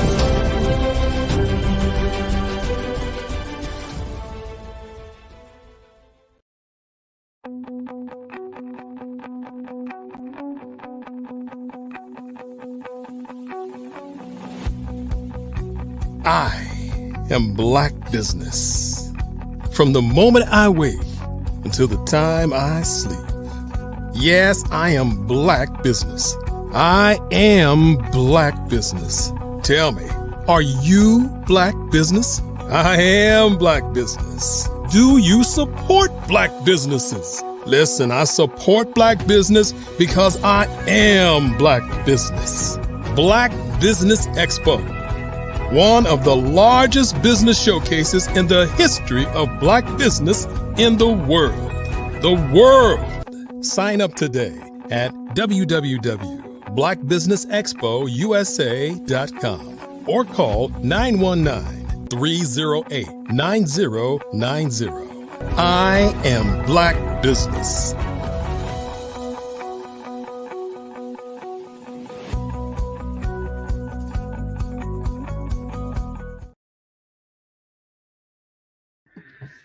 Good evening, business owners, entrepreneurs, thought leaders, and corporations. Welcome to the Black Business Network. My name is Frazelma Lynn, and I am your business moderator for this evening on the Black Business Network. The Black Business Network is a 24-hour business network showcasing Black businesses, business owners, entrepreneurs, and thought leaders worldwide. We have speakers from North Carolina, London, Singapore, Africa, Japan, and cities all over the United States. The Black Business Network is a global community sharing its business knowledge to empower, inspire, and educate businesses about business. Our next speaker is Joelle Sylvan. Joelle Sylvan has been an inimitable force behind the scenes as an advisor to numerous music executives, philanthropists, I couldn't get that word together, philanthropists, C-level executives, and children. Mr. Sylvan has an extensive background in technology, sports, and entertainment. Prior to his current career in finance, Joelle worked with a variety of well-known artists, producers, and comedians as a young music executive. Additionally, he secured a partnership with a publishing company, during which he created a marketing consulting company that provided endorsement deals for artists and celebrities in the music industry, pairing them with Fortune 500 companies, bringing sneaker, apparel, and accessory companies into urban lifestyle branding. This led to him becoming a silent partner with Bulldog Bikes for the first urban bike BMX lifestyle company in the world. He is currently a financial services provider with New York Life Securities LLC and the executive producer and host of the Power Moves of radio show podcast featuring celebrities, professional athletes, and key influential executives. Please join me in welcoming to the stage Joelle Sylvan. All right. Nice to meet you, Frizelma Lynn. How you doing? I love that necklace, and I love them earrings. Woo! Thank you. We welcome you to the stage. I am looking forward to hearing all about what you do, how you help people, and how you are transforming things in this world. So Mr. R.J. Stevenson will be your gracious host and in this fireside chat. Gentlemen, genius is coming, and I'll see you on the other side. All right. So, I love them glasses too. Love them frames. How you doing, Mr. Stevenson? How you doing, baby? What up, brother? Hey, man, just chilling, man. I'm so happy today. Today, my friend's Tribe Called Quest has made it into the Rock and Roll Hall of Fame. Salute to Mary J. Blige. Salute to Dionne, the beautiful Dionne Warwick. Who else made it to the Hall of Fame? I just can't remember the others, but Cher, I believe. But most important for me, the Tribe Called Quest, because of my relationship with their former manager, who rest in peace, Mr. Chris Lighty, baby Chris Lighty. He was the man that when we needed to go on tour, the group that was on my label, we was able to go on a college tour with the Fugees and Tribe. But anyway, this is your show. Man, it's your show. I've been up here all day. We'll talk about you. Listen, man. First of all, we met doing a radio show, the podcast Power Moves, and it has always been. I'm highly connected to music and entertainment, so it's always been intriguing to me to see how you move, like your movements in the music industry and entertainment were real different. Like not being an artist yourself, not being a producer, but being on the side of business deals, being on the side of endorsements, pulling business and music into the same room. You've had some amazing experiences. Now, don't name drop too hard because I don't want no problems. But tell people a little bit about some of the stuff that you've done and your experiences in the industry. Well, let me put it this way. First and foremost, I want to thank God for putting me in connection with my mentors, Bo and Charles Huggins. And so I started off working with Freddie Jackson, Najee, at the age of like 21, working on these folks' albums and really bringing at the time a breath of fresh air in terms of, what, I know what's happening in the streets. Funny story was my mentor Bo Huggins, when we got the music from Mary J. Blige before everybody else heard it, and I was like, "Oh my God, this is crazy! This is bananas!" And he was like, "It's garbage. It's on a 16 track. It's not mixed well." And I'm like, "No, this is what we like. This is what the kids like." Going to 125th Street. Born in Brooklyn, even though I was a Brooklyn guy, I always traveled. So going to 125th Street, on a Friday night, Saturday night, everybody driving their hot whips and they bumping, the mixtapes like the DJ Capri's, DJ SNS, all the DJs that had their mixtapes. People are bumping the cars, and what you heard was folks that could sing on top of raw hip hop tracks. They would take Stephanie Mills songs and have them on hip hop tracks. And so that was coming next, and that's what Puffy took advantage of. At the time, he was Puffy. He was like, "Listen, this is what we got to do," and that's how he made the Mary J. Blige album. It's really a version of the mixtape. And so when we heard it, I was like, "This is mind blown." And the person that worked on that album was a publisher. He's with MCA Publisher. He's also my mentor, James Jackson, and he worked on that album. He worked on that album because he got the songwriters. God rest the dead. Kenny Green from Intro was one of the major songwriters. Prince Marky D and Corey Rooney had some tracks on that album. They were part of his publishing company. So he was very instrumental on that project. But at the same time, he was working with us, with Freddie Jackson, because Bo and Charles Huggins had a publishing company over at MCA. So while you're working, and this is a tip that I like to share with anybody, the most important thing that you can do in your life is make the most out of your time. Invest your time wisely.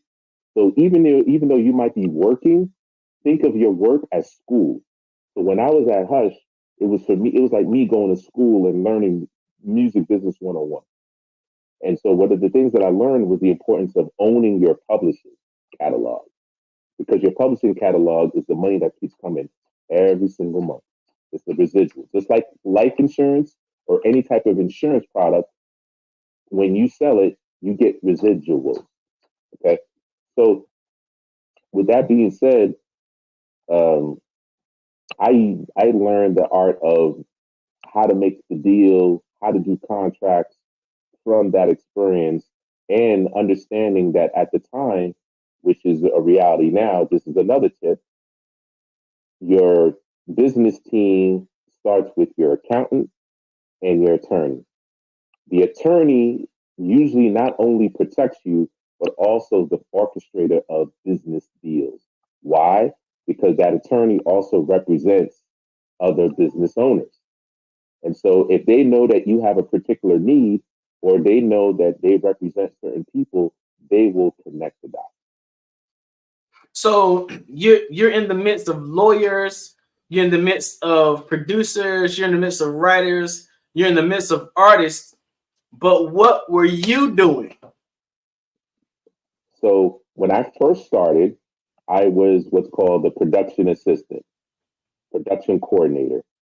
So we would sit in the meetings and we would talk about, all right, Freddie got a new budget, it's been released. We need to work on these artists. Who are the producers? Who are the hot producers? Joel, I need for you to check Billboard magazine. Look at the top 10 or top 20, and then look at the publishing credits of who are the producers. And that's what I did.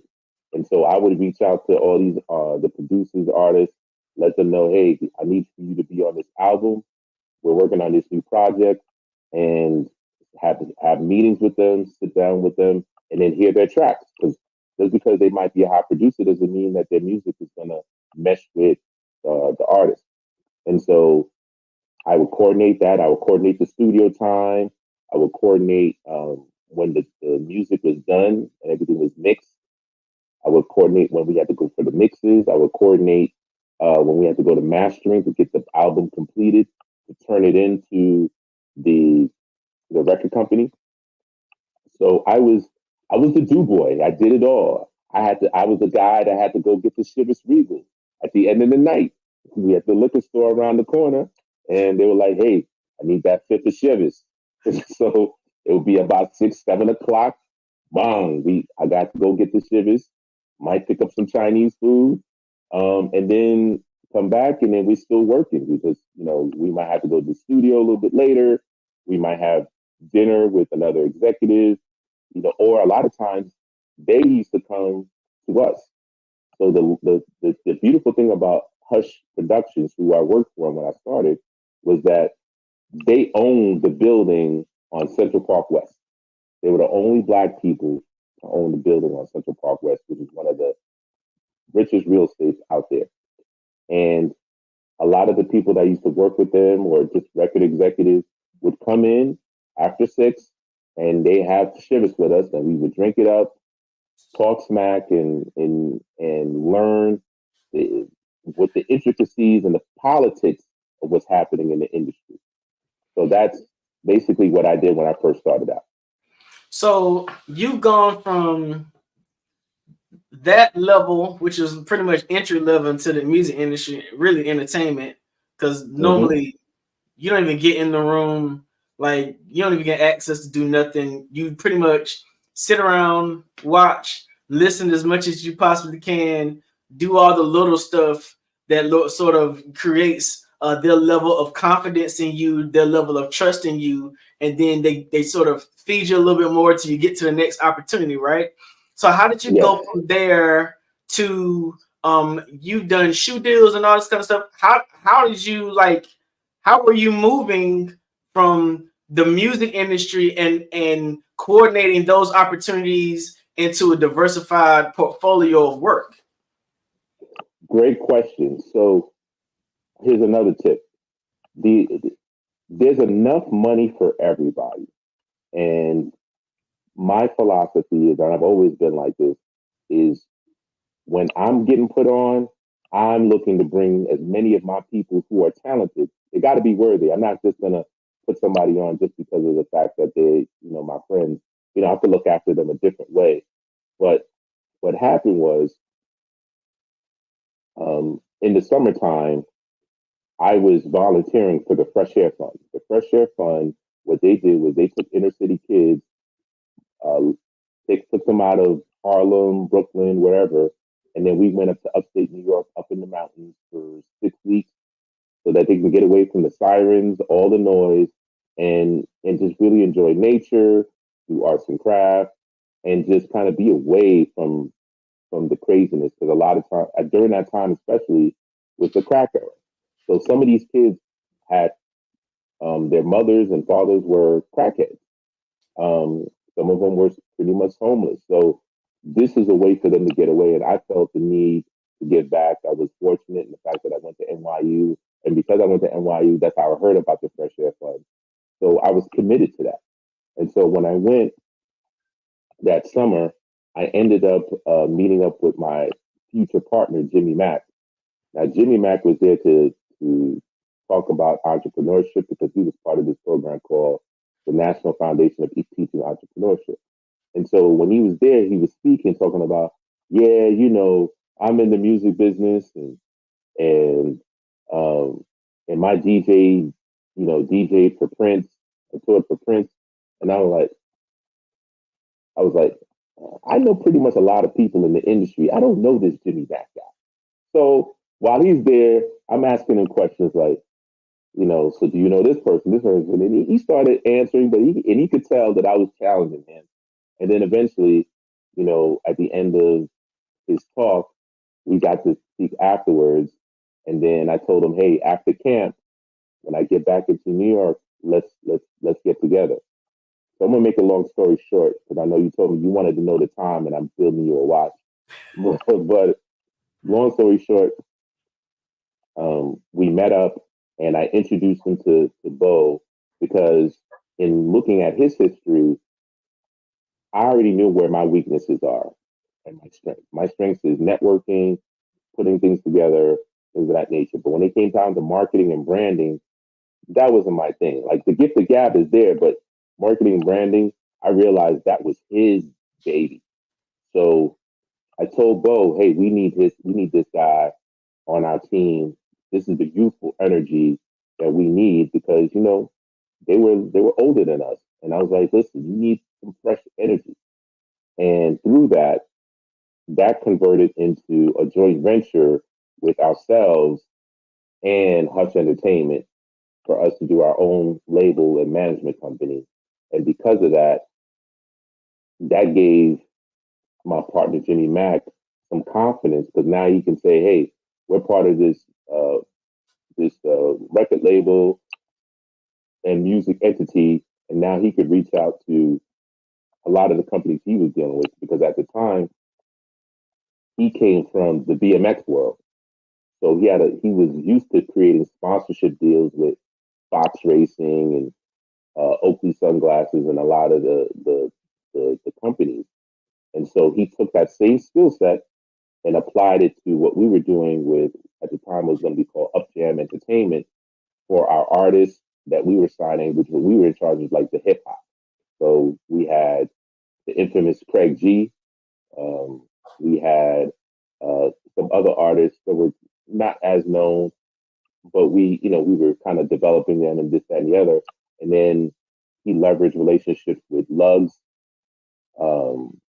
Reebok, with, like I said, Oakley Sunglasses, Fox Sports. And that's what converted us to allow us to be able to also do sponsorship deals. And then we were doing product placement deals because we had relationships with pretty much all the majors. So when they were doing videos, we helped source those sponsorships to those folks for the videos. So they loved it for us. So it sounds like diversification has sort of been your line to success. Like you've gone from diversifying in the entertainment industry to insurance, right? How do you we used to talk about power moves all the time and talk about transitioning from one career field to the other.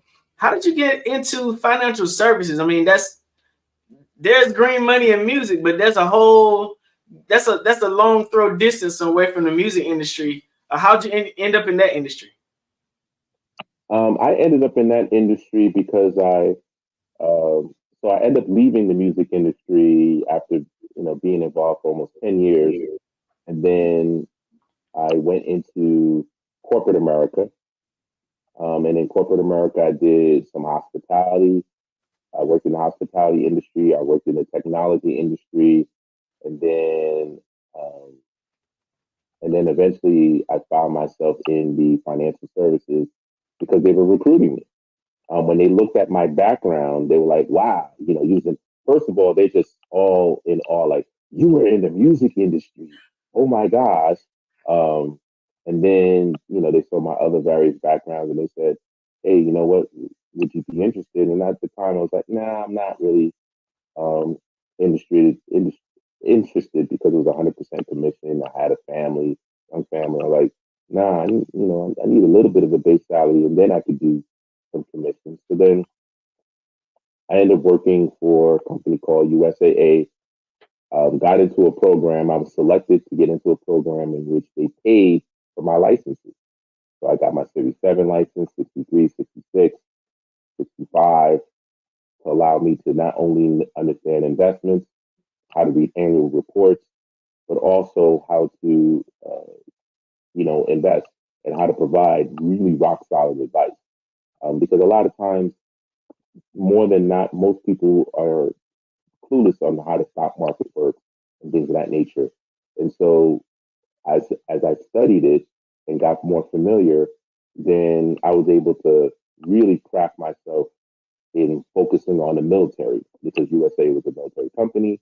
And so I really hone in on helping our military families really establish that generational wealth because they don't get, and salute to our military brothers and sisters, they don't get paid as much. However, the benefits that they do get, such as their housing is paid for, which is called BAH. The fact that they get money for allowance when they move, they get all these different allowances. And the most important thing is they don't have to put much money down when they buy a house. And so a lot of times I would tell them, hey, listen, you're getting paid. Why don't you just buy a house? Because the money that they're giving you is tax-free money. And that tax-free money, you could be using that to building not only an investment portfolio, but also a real estate portfolio. Because what people don't realize is, just like you said earlier, diversification. The real estate portfolio allows you to reduce your taxable liability. And if you want more information on that, make sure you get with a good accountant, you get a good CPA person, or you can contact me directly and I can help you build that team. But to make a long story short, again, that's how I transitioned into financial services, and then where I'm now an independent financial advisor and a consultant. So, in your experience in business in total, like if you had three things that you felt like were the paramount three things for a business person to be successful, because you've been in music, that's a very high risk industry. You've been in financial services, that can be a very high risk industry. Working off of commissions or even getting involved in different financial structures, and also there's a good amount of risk equated into that. Ain't too much of it guaranteed, right? If there were three things that a business owner needed to equip themselves with to be successful for the long game, right? What would you say those three things would be? The first one is relationships. I wouldn't be where I'm at today being able to navigate and surf through this business world, because you're going to have ups and downs, and that's the waves of life and the waves of business. It's through relationships, number one. Number two, the second most important thing is you have to be flexible. And number three, always learning. You must always look to learn. Even right now, personally speaking, I'm back in school at Arizona State University getting my master's in legal studies, just to complement, as I'm providing advice, not just only for financial advice, but just, to support, small business owners when it comes down to doing agreements. Instead of calling it a contract, it's an agreement. And like I said earlier, the most fundamental aspect of being in business is the relationship with your customer, the relationship with your vendor, the relationship with other business owners, because you just never know where the next deal may come from. It may come from one of the three: your customer as a referral, your vendor potentially as a referral, or even other business owners, maybe even competitors. Don't be afraid to talk to your competitors, because what they look for as an ideal customer or client might be and what they may not like might be perfect for you. So you have to have that flexibility. So like you haven't had like a major experience in music industry and then the financial investment and securities industry. What suggestion would you give to prospective youth now who are interested in music? Because the music industry is completely different now than it was in the past. You don't see a lot of artists that have the same, what we used to call longevity in the industry. You don't see the same conventional record deals that you used to see in the past, where a company will assign you to 2 or 3 or 5 albums. You know what I'm saying? Like, it's almost like let me see if you can get a good single. What do you suggest? I'm happy you said that. So the first thing I tell a person that's looking to be in the music industry is study your history. So this has happened before. When you think about the Al Bells, when Ray Charles, a lot of those artists, when they were coming up, they did not come up with albums first. They focused on singles. If you watch even the Aretha Franklin story, they was pushing singles, and when they pushed singles, they were going on tour. It's called the Chitlin Circuit, right? And so right now is the best time to be in the music business because number one, if you notice, they're selling vinyl again. They're selling digital turntables with Bluetooth speakers. So you can now have a physical product on in addition to the streaming, so that you can combine both of those to actually make money. So if I was an artist, I would go to the churches. The churches are nonprofits that have resources and they have access to grants. I would go to them and say, hey, listen, you know what? You may not like my music.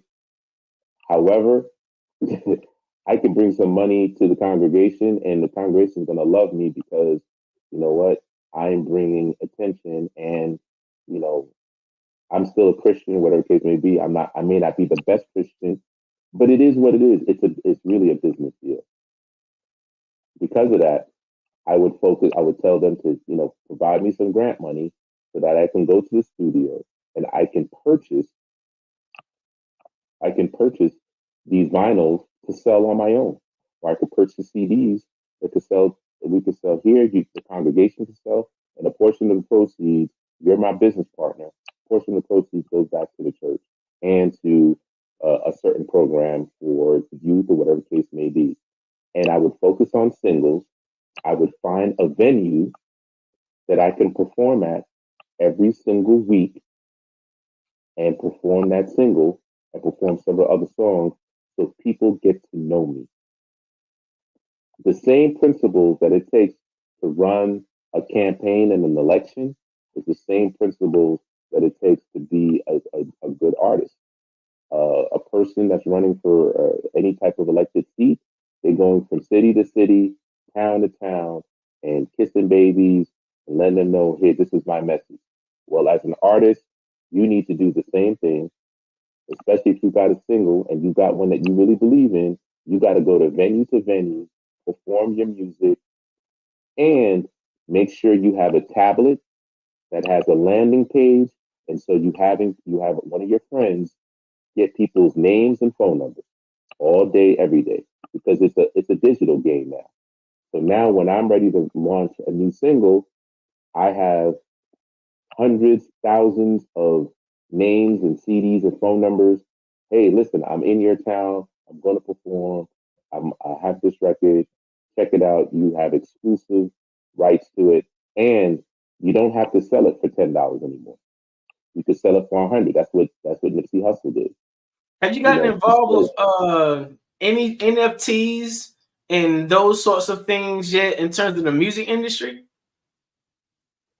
I personally have not yet. However, I know people like right now, that is the way. As a matter of fact, they're combining NFTs and blockchain together. So blockchain is designed to give you that, not only the privacy, but also now it's hard for people to just copy your stuff, right?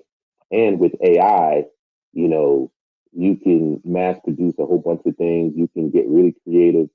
So that's the beauty right now with the whole technology is that, you know, you can really command what you want. And again, going back to what I was saying before, because if you put your music on an NFT with a blockchain bubble wrap, I call it, around it, then that's going to allow you to actually, you know, say, hey, listen, this single is not just for $10, it's for $100 or whatever value that you want to place on it on the cryptocurrency level. Either way.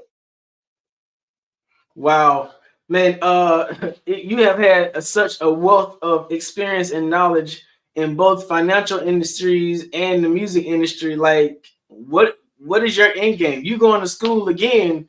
That's phenomenal. Like, what are you trying to do in the end?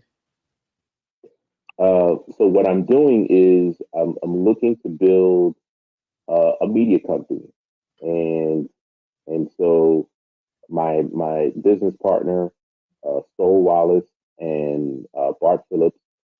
Sol Wallace has worked with a lot of independent artists um, in the music industry, and really has taken them much further. Before the whole independent artist was cool, she was doing it way before.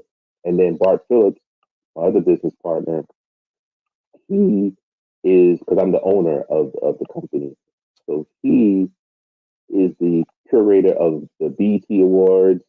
Uh, he's done the Soul Train Awards, Source Awards.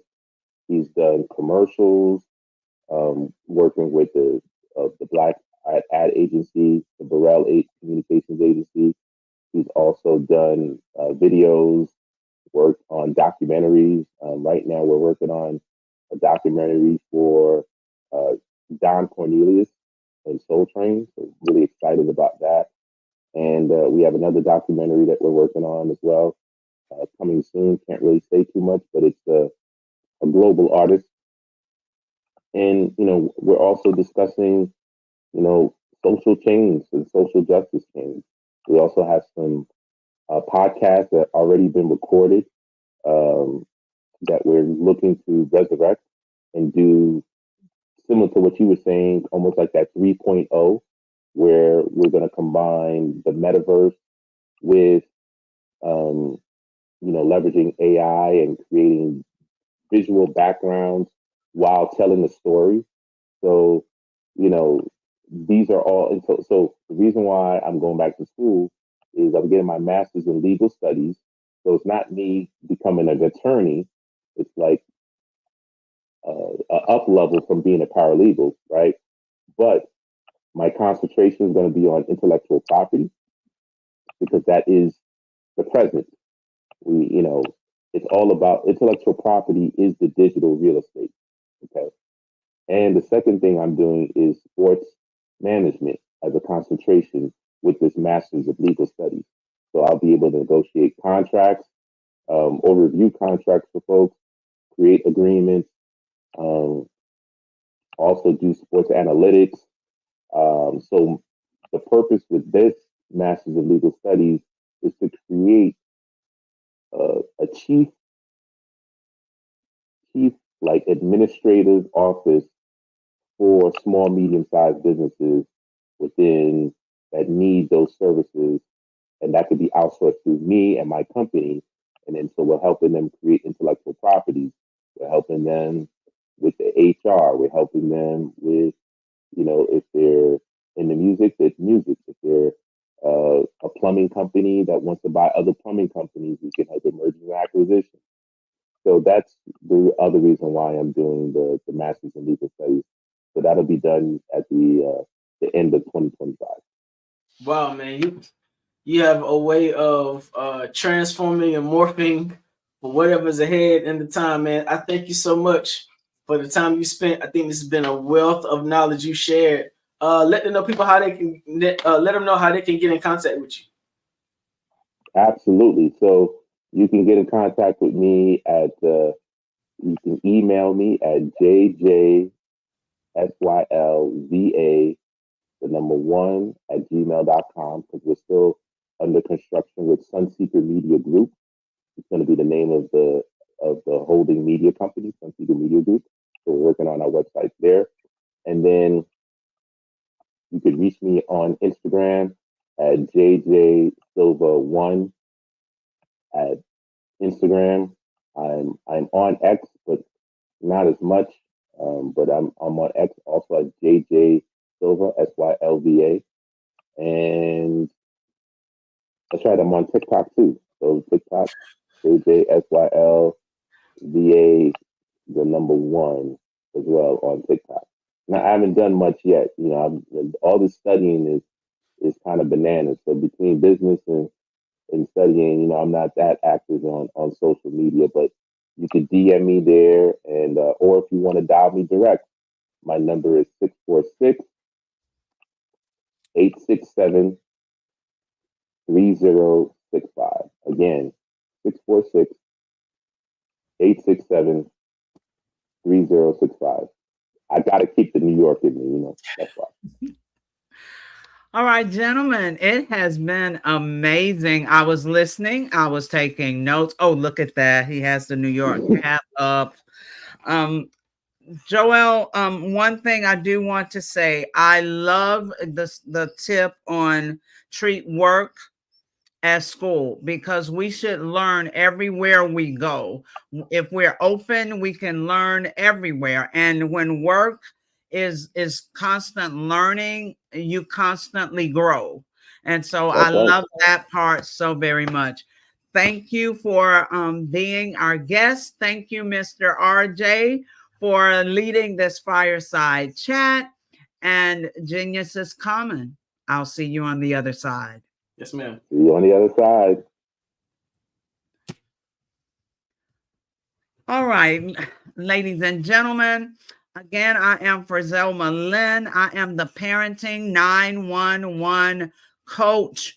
And I want you to know that those of you who are parents, even grandparents, if you're struggling with the relationship with your children, if you're struggling with knowing what to do, go to www.parenting911.org and set up a discovery meeting with me. Also, I need to let you know that we are growing and moving and elevating, and we will be launching the Parenting 911 University this summer. Just as every school needs an SRO, every school also needs a Parenting 911 coach. We've got to bring parents back to the decision-making table and genuinely include them in the decisions for their children's academic success. So if you are a retired teacher, a retired educator, recently over the last couple of years, please go to www.parenting911.org, set up a strategy session with me so we can talk about what your future could look like. All right.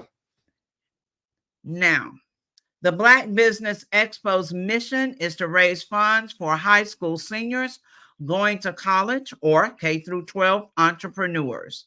This expo is a fundraiser for students. You may go to www.blackbusinessexpousa.com to donate to the scholarship fund, or use the Cash App that is on the screen below, $BBXUSA. Our goal is to give laptops and up to $5,000 to 10 students. Students can register online at www.blackbusinessexpousa.com. Every dollar counts, so we want to remind you to donate to the scholarship fund. We want to thank our Black Business Expo USA sponsors for April 2024. NC 100, Moody Capital Partners, Suede Soul, BDM Media, Lotus Richer Coaching and Training, Carolina, Virginia Minority Supplier Development Council, Step Management, Hello LLC, BHS and Associates, Margie McLean Foundation Incorporated, Genius is Common, Earth Essentials,